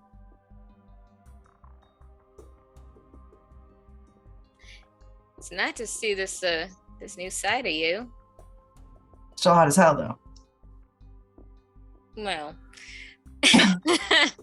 not entirely my type, but you know, the effort is appreciated. Thank I you. just don't understand. Why do you? I can tell you have this kind of this leadership ability. You've had it this entire time, and yet you hide behind a mask of jokes and bad like flirting. Like I don't understand. Why do you? I mean, first of all, it's good flirting. Well, Second of all, noted. I mean, I think the thing is, you know, when you grow up with my sister and Reed and Ben, I'd be so far in the back seat. I'd be in the third row seat if I didn't have something else. I had to create this, and I did. And it's the only thing that I had going for me, and it's not enough. And I sort of hate it sometimes. But isn't that all of us? We've all sort of created this version of ourselves, and then we wake up one day and we look in the mirror and we're like, fuck. But it's what you've got. oh yeah, I can relate to that. I want to apologize for what I said earlier about you humans and everything. That was below what Charles taught me, and I shouldn't have gone there. I'm sorry. I just wish you could understand. I mean, like, I've seen your family in the news. You're heroes. You get commercials and toy lines and ribbon cutting ceremonies. It's not just the Fantastic Four, it's everybody. But my people are put in cages or enslaved on Genosha, beaten in the streets with effigies, and my friends burning at rallies. I fought just to exist. And that's what you take for granted. You didn't even blink for giving Doom for murdering my mother. Because in the grand scheme, that's just a step in the right direction for you. Now, I'm going to push back against that, Rogue. I won't understand. I can't understand what it is like to experience that firsthand. I will take that 100%. But I will never minimize what losing your mother would be like. I know what that feels like. I know what it feels like, and it feels a lot different to you now, and it'll always hurt just like this. And I'm sorry. And, you know, it's fucking weird that in this world and in our world, people like me are heroes, and we do the exact same thing like people like you. I don't understand it either. It's fucking bizarre, and it's broken, and it sucks. And, you know, I hate to keep doing this, but like, can we make this world be better and different? Like, we've got to do it. You guys are the next step, you know? I'm an accident. We're both accidents, honey. I don't think any of us ever planned to get where we are today. Any of us. Yeah. You're right, and I'm sorry. And I have a lot buzzing up in my mind right now. I got a lot of voices saying a lot of things, and I'll try to keep them under control. Well, if you ever need help working through them, let me know. Thank you, Johnny. You know, you'd be a real good leader someday. If you just get over that big head of yours. It's all the more power to make pretty flames and play around with. Gotta do it. And we make out. No. And you go into a coma, honey. Trust me, sugar. I know exactly. One kiss from me would blow your pilot light out. Let's not go there. Pilot light. Oh my god. Serious point. No. Amazing. I'm lucky that you're on our team, Rogue, and I'm lucky that you're my co-pilot. Maybe the X-Men and the Fantastic Four should team up someday in a more X4? happy circumstance. Yeah. Matt's just been listening to all of these conversations. He's I just know. He's just like eating popcorn, just getting all the tea. Yeah, exactly. He could do anything. It's been riveting. What can And I'm I like say? taking notes like this is how to be a stable individual. I think it's the wrong team to look for that sort of guidance from. But yeah, all right. Okay. You know what? Where to next, fam? So, Into the unknown. so let's talk about it. Let's talk about the big picture here. You have, you are currently in like this little, the lower bit of the Doomwood. I'm gonna do the big map. You're in the lower bit of the Doomwood, and you were trying to get up to Victory City. Is that still the goal? I think so. I think so too. Yeah. Yeah. Oh, yeah. Did we get confirmation on that armor? The Beskar. Beskar armor? The Beskar! It was never brought up. No. Well, we'll find out. Able alert! later. Oh, damn it. All right, then. I feel confident. I feel confident about it. He feels good. Okay. Well, yeah, you have Pim Particles. You have Wolverine. Adamantium within Wolverine. And yeah, I mean, Wolverine seems to be heading that same direction. He seems to be wanting to go to Victory City as well. And, he is, at the moment, not a permanent extra as a part of your team. But he will sort of be around with you, so there's still opportunity there. Everybody else, so you did have this great rally speech of sort of like bringing them all over to your side. Pyro and Blob and Toad, Mysterio. They are willing to sort of help out. As far as mechanically speaking, they're not going to be like GMCs or anything like that, but they will narratively be support for you. Narratively, you can sort of command them or like lead them if you want them to come with you now, if you want them to sort of like go do something and then like meet back up with you guys after, you know, I don't know. You can sort of, you have like a B team now that you can sort of send to do an errand or something if you need done. Awesome. What's up, Elise? Is Clint a part of that team? Is he officially? Yep, Clint okay. is Yep. not. Yeah, Clint would be a part of the B team, Okay. unless one of you wants to spend 15 XP to make. Well, him a I did. permanent- I just convinced an old ally to rejoin the fight, so I did gain some XP. Oh yeah. Amazing. Let's see. Yeah, and yeah, I think he's convinced enough to join the fight. Yeah, for sure.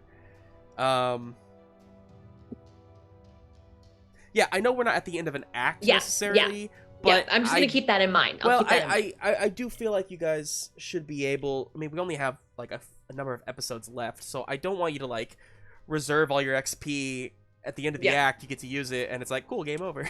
So Yeah. Well, but if they're with us for the next session or so, then we could spend the XP when the act ends in order to have them for the final act. yes, it's just about. I'm not sure how the act breakdown is gonna go in the final bits. This might be the final act. I don't know for sure yet. Yeah, the Mysterio thing kind of, I don't know. I wasn't Yeah, sure it's a how big long it shakeup. was gonna take, so it was sort of like a weird like middle ground of an act. Its own little. It's a bridge. It was a mini show during intermission. Oba. So yeah, I think, with your guys' permission, this is sort of the end of a mini act, and then Okay. this is sort of the beginning of like the final act, essentially. Okay. Um, Okay. So if you do want to spend XP on different things, you don't have to decide necessarily right now, but between Got it. now and next week, we can sort of discuss Yes. it. So yeah, if you want to recruit allies to like become extras like Danny and sort of become a permanent member of the team, then you can do that, or you can also make like an asset, like a persistent asset that is essentially something along the lines of a support member or something like that. Anyway, lots of different options. But okay, so we're just going to Victory City then, yeah? Brilliant. Yeah. On the road again. Okay.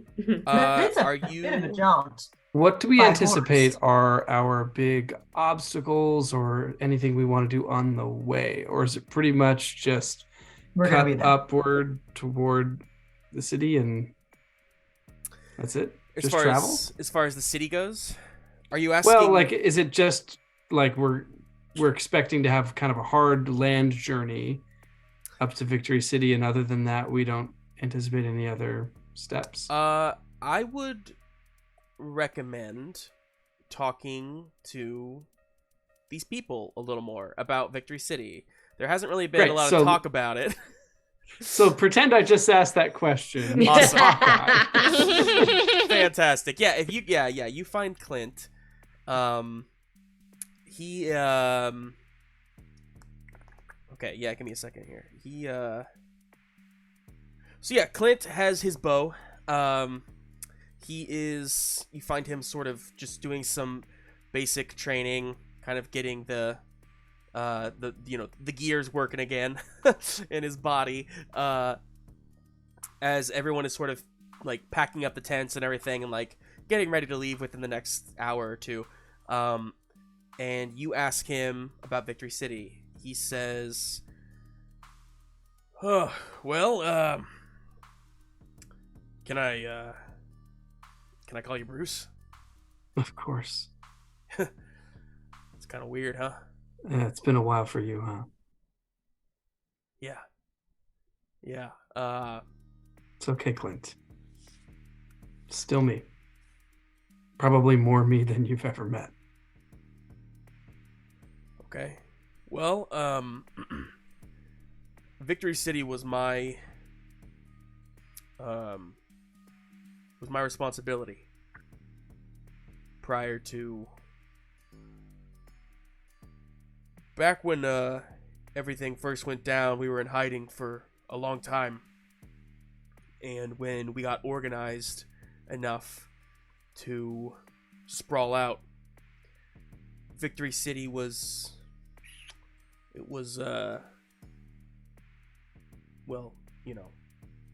the prime target, and I gathered a good amount of resistance, and we struck, but it wasn't enough. The Supreme Six, as they like to call themselves, are honestly a force to be reckoned with, but they're not even the worst of it. Osborne himself is a fucking monster. He killed Cletus Cassidy not too long after V-Day. Took the Carnage symbiote for himself. And it's not just that. There's something else there too. Look,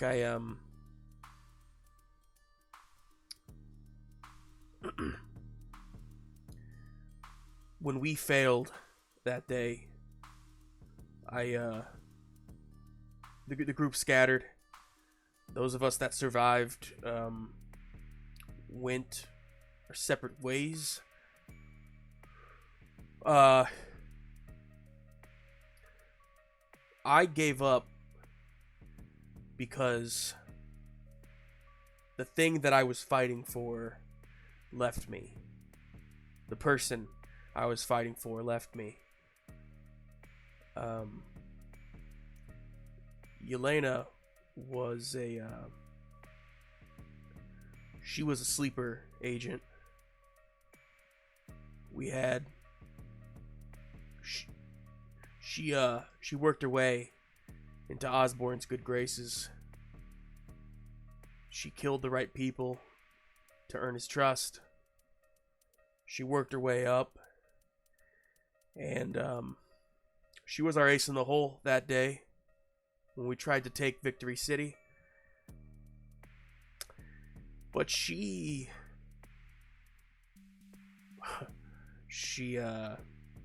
didn't come through. Change sides? That's what everybody else said. I didn't believe it. I couldn't. But when I saw her again, and when she nearly killed me, I saw the darkness in her. It's something. I don't know what he has on her. I don't know what's pushing her, but it's not my Elena. I don't want to be crass or to give us some kind of false hope, but is it possible it's nanites or another symbiote or something? Maybe. I gotta be honest, Bruce. I was never too keen on picking up those kind of things, so I don't know. But that was almost 10 years ago, and I haven't been back since. It's a long time. Yeah, it is. It's a long time for her to live with what she did. And if that was her choice, truly, it's possible she'd make a different one now. Like I said, I don't want to give you false hope. No, it's, look, I was running from this for 10 years, man. Something Nat said. She, I don't know, she has a way of really fucking getting under your skin. She said that the choices we make after we lose, that's what makes us heroes, right? Yeah. I guess you've been living with that for a while now. So have we. Yeah. So, Clint, we're going to do everything we can. That's all I can tell you. I appreciate your help. well, look, I'd like to do more if I can. All right. Come with us. Yeah. There's still some resistance members in VC that I think are still there, if they're alive. And You think they're being held or they're hiding out? well, if they were being held, I doubt they'd keep that a secret. Last I knew, they were I don't know, about 9 months ago, I had heard that Miles, he's probably a kid back where you're from, but Spider-Man, Mm-hmm.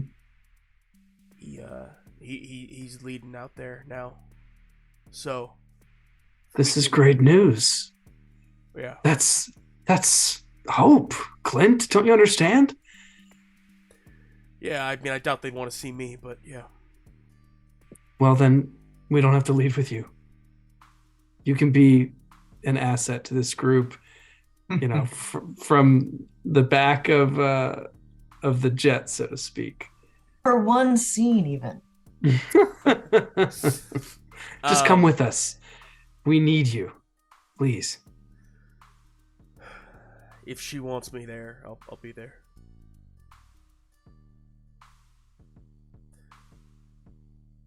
Is he talking about Black Widow? Yeah. I don't want to speak for Nat. I know. Nat, do you? I don't know. Have you been eavesdropping, or are you doing your own thing? Yeah, I think so. I think it called a little bit of that conversation. Just a little bit. Which is great because I didn't want to have to receive that face to face. So it's good to hear. I don't think he could have told it to you face to face. So it's actually really kind of a fascinating story. I'm gonna try to say element, I guess. That Bruce was sort of a middleman for the conversation between the two of you. Figures. But yeah, he says that. He says, you know, if she wants me there, then I'll be there. Give him a hearty pat on the shoulder, a little squeeze, and just say thank you. This is the best I've felt since we got here. Yeah. And I'm gonna lean down, and in his ear, I'll look over. I don't know if Natasha is like visible, but I'll look at you if you are, and lean to his ear and say, "Avengers assemble, asshole." Nice. That was great. Awesome. I think as you leave, Bruce, he stands there, turns back, pulls the bow, just keeps going back to target practice, and after another shot, he says somewhat loudly, "You just gonna stand there?" Yeah. No, that's not what she says, but here I am. Here I am. Okay, I'm here. I'm in it. Oh, Natalie will say something. Natalie. Her name's Natalie now. She changed it. She probably has gone by Natalie at some point. She'll say, "So what do you think? Are you coming or what?" I would like to. Yeah. I'd like that too. He gets closer to you and he puts a hand out, and he's sort of like, it's like he doesn't know how to connect with you. Mm-hmm. I think Nat is so good at picking up on people's like subtleties, and Clint is not hiding really anything. He just doesn't know how to say it with words. Yeah. But I think it just sort of all is there for you to see. You see this man who lost his best friend, who lost every sense of purpose he had, who failed his mission, who failed his friends, and who somehow through all of that found a reason to go on in a like soul with Yelena, and they you can tell in the way that he talks about her. I mean, he loves her, and he's scared. You can see that you can sense the fear. That's why he's been running for 10 years. That's why he gave up. It's not because he didn't believe in the cause. It's because he was scared of confronting her. Yeah, and I see that now. So I'd like to just pull him into a big hug. And I'll say to him, "It's okay, buddy. We'll get her back." He holds you tight. And just maybe silently cries. That's okay. Yeah. Okay. So, as you head out, let me ask you this. Is your B team traveling with you?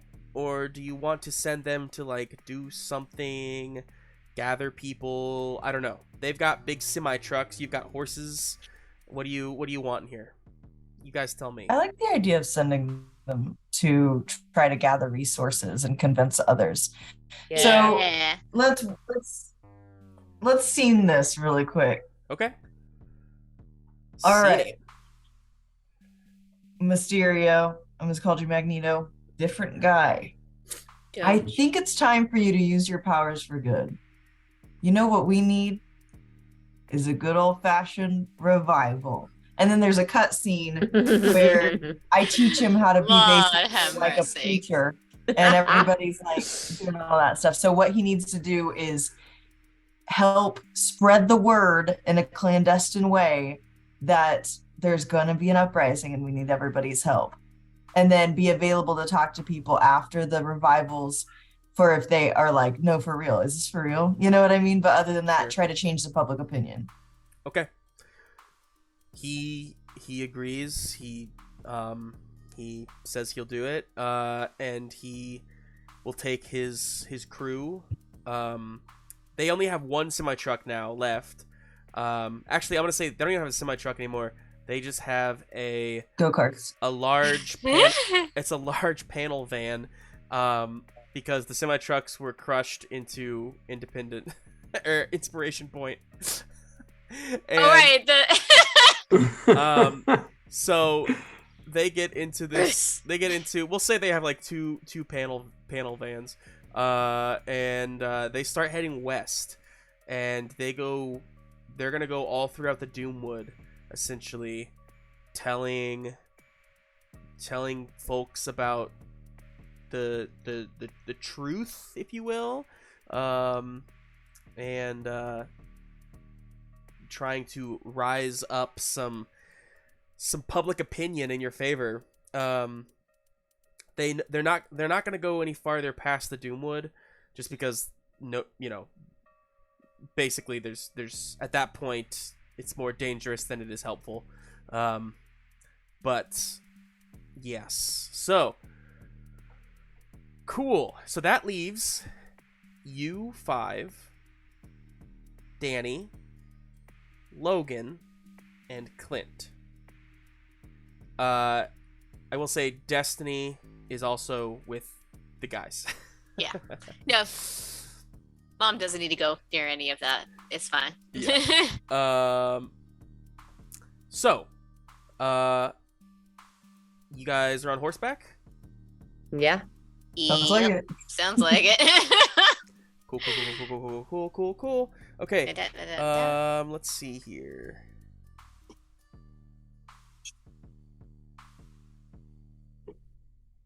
Why don't we have one final random encounter table roll as you go into United States of Osborne.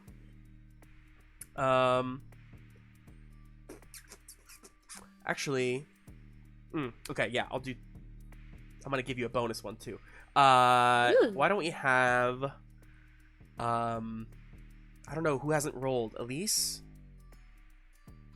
Haven't rolled yet. Hollis? Why don't both of you roll and we'll add them together? Just kidding. Ooh, oh, Is that a D4? I was D4. scared and A intrigued D4. at the same time. D4. Both of you roll, and if you roll the same number, then it'll be... 2. What'd you get? 3? 3. A 3 and a 2. All right, let's just do both. Let me see what they are. Okay, well, this is good because 3 doesn't make sense anymore. Now that you've had this confrontation with Doom, 3 would I'll tell you, it would have been excuse me, it would have been you encountering another dead villain. But we don't need more of that now that you've already sort of understood the Doom stuff. But who was it? Yeah, he would. Well, Who was see, it? I do that, and then I roll on a second table to find out which villain it was. Oh my god, you threw that much up to chance, man? Yeah, I have a list of 20 villains that Doom has killed Oh, already. 20. Yeah. This girl is a boss. Yeah, she's Love her. been at this for a while. She's the new Doom and the new The Beast. So, okay, here's what happens. Get ready for story time with Justin. Yay! Reading Rainbow. Imagine all of us like sitting in like cross-legged on a carpet that smells a little bit like heat. Yeah, it's got the alphabet and We each have a juice. in juice box. Yes, peace. Well, don't get too excited. Oh. More chocolate milk. Oh my god, you're gonna spill it and make everything stink so much. You all travel east, northeast. As you travel along the highway, I-70, you make your way through the pretty destroyed sort of shanty town that is now St. Louis. And as you ride past a large skyscraper, or just large building essentially that has been sort of broken down, you see out ahead, sort of off to the left, a pretty disturbing sight. You see the St. Louis Arch, still standing, but you see that bound to it at the arms is the now skeletal remains of Giant Man. There Yikes. are remnants of the costume in tattered clothing, as the arms are sort of almost like as if like handcuffs, excuse me, almost as if handcuffs, like sort of kind of bound there. No idea how he died. It doesn't really matter at this point, but you get the definite sense that he was put here after the fact. He did not die on this arch. He was hung up on this arch as a sign, A trophy. as a warning, as a trophy. And kind of under his breath, Clint says, "Yeah, sorry, I guess I forgot to warn you." Well, consider me shaking in my boots. Yeah, the Osborne administration is they don't show a lot of kindness or mercy. So,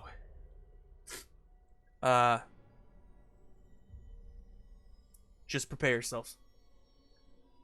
It's not like we were expecting a friendly welcome. Mm.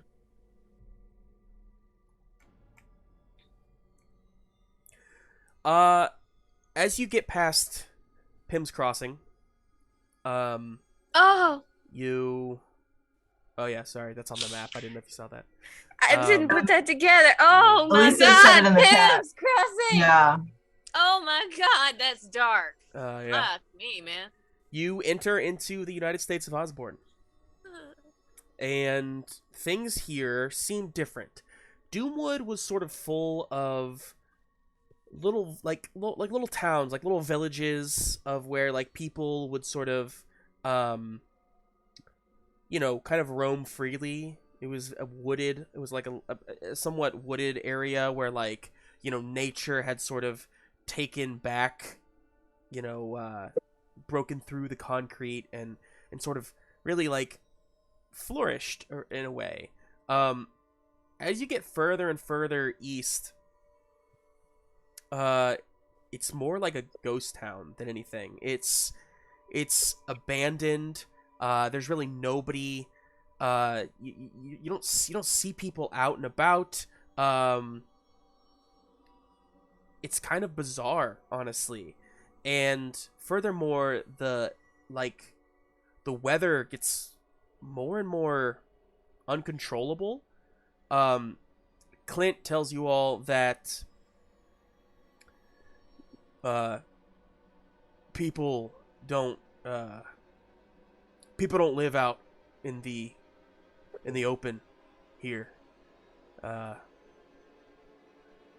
Part of the aftermath of V-Day, with all of the super-powered battles, it really fucked up the ecosystem out here. And now the weather patterns are unpredictable, uncontrollable. It can be hot as hell one day and snowing blizzard the next. Tornadoes, earthquakes, all kinds of things. So people live in hubs now. People live in protected cities, essentially. And the biggest one is Victory City, where they're safe. I know a few ways to get in, so we don't have to worry about getting past the dome. But yeah, that's why you don't see people out here. Is it, Justin, is it like tidy, or is it like Dust Bowl? You know what I mean? Dust Bowl. Okay. Yeah, it's deserted, you know. Nobody's out here maintaining any of the homes or you know, buildings out in the sort of unpopulated areas anymore. Okay.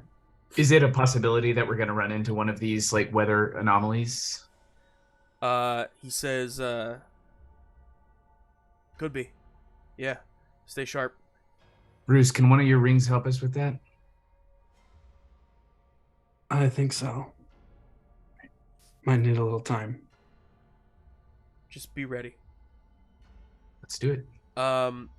You all are shacked up one night in an abandoned gas station. You are near like the southern bits of Ohio. So you're nearing in on Victory City.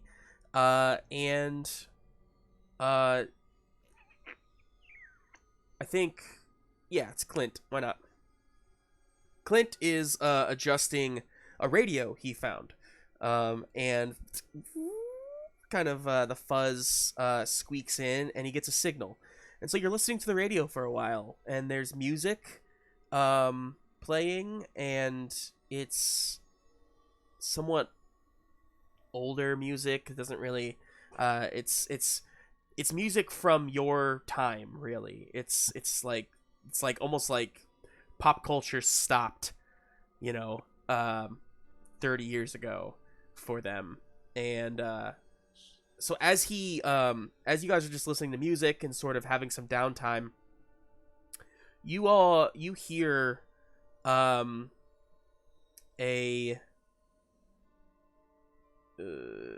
something interrupt the music. There's sort of like a bleep, like a and then a this is a public service announcement, and it repeats that for a little bit, and then it kind of cuts in with a feed, and you hear a voice say, "This is a live broadcast from President Osborne. and it cuts in, and you can tell, like, it's a live feed from, like, some, I don't know, large place, essentially. Like you can almost hear the crowd a little bit in the background. Like, there's some sort of, like, large forum. And you hear a familiar-esque voice of Norman Osborn start speaking. Do it. I don't Norman Osborn in my mind doesn't have like a super weird voice or anything. Does he do you? Not like this. He doesn't talk like He has to talk like this. Yeah. It's so good. Oh wow. Yeah, I didn't think about it's. That's very good, actually. God. That was so good. Thank you. That was wild. I as much as I love Willem Dafoe, when I think of Norman Osborn, I think of comic book Norman. I don't know why.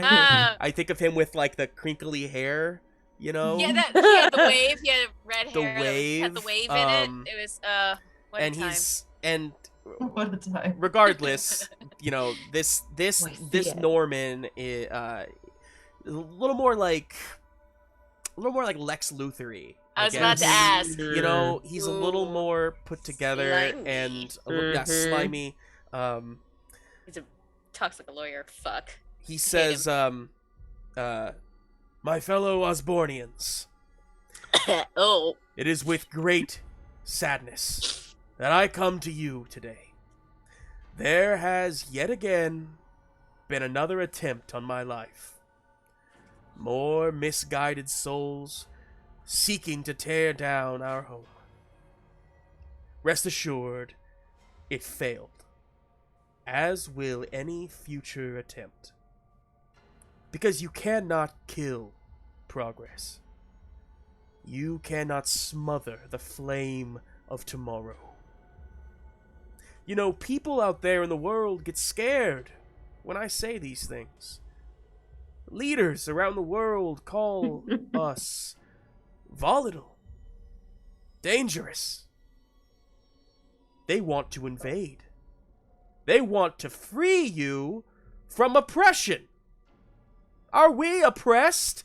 And you hear like loud calls, no, no. They want to save you from the life you earned. Is that fair? No, no, no. It's not fair. But fear not. I will protect you. I will do as I have always done. I will fight for your future! Yeah! Cheers, cheers, cheers. Fight for the future of this world! More cheers, more cheers. Fight for the future of every world. More cheers, more cheers, more cheers. Now then. Many of the assailants from this last attack perished, unable to face justice.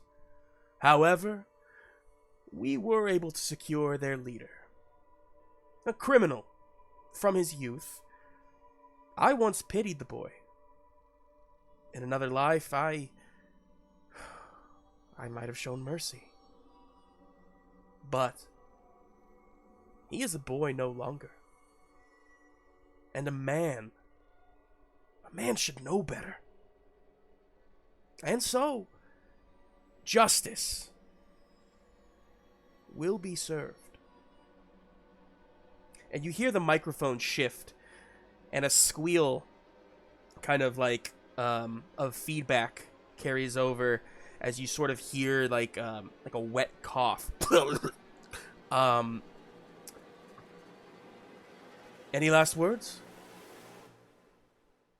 You hear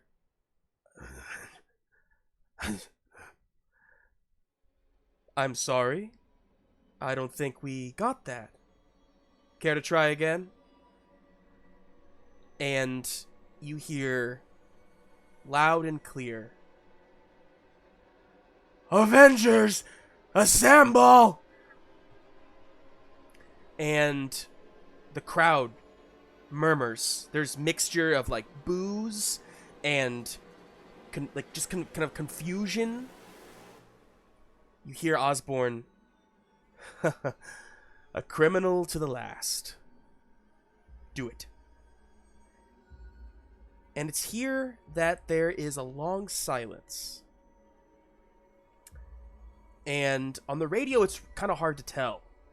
But you hear scuffling of, like, something happening on the stage, essentially. And, you hear ever so slightly, maybe even just, like, Matt, maybe you're the only one to hear it.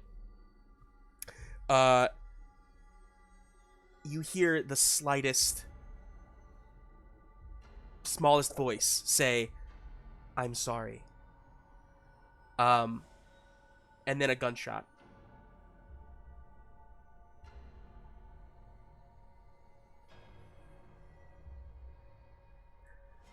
And that's where we'll end tonight's episode.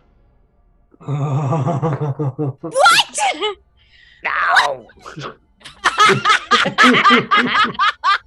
Who's sorry for what? Who's sorry?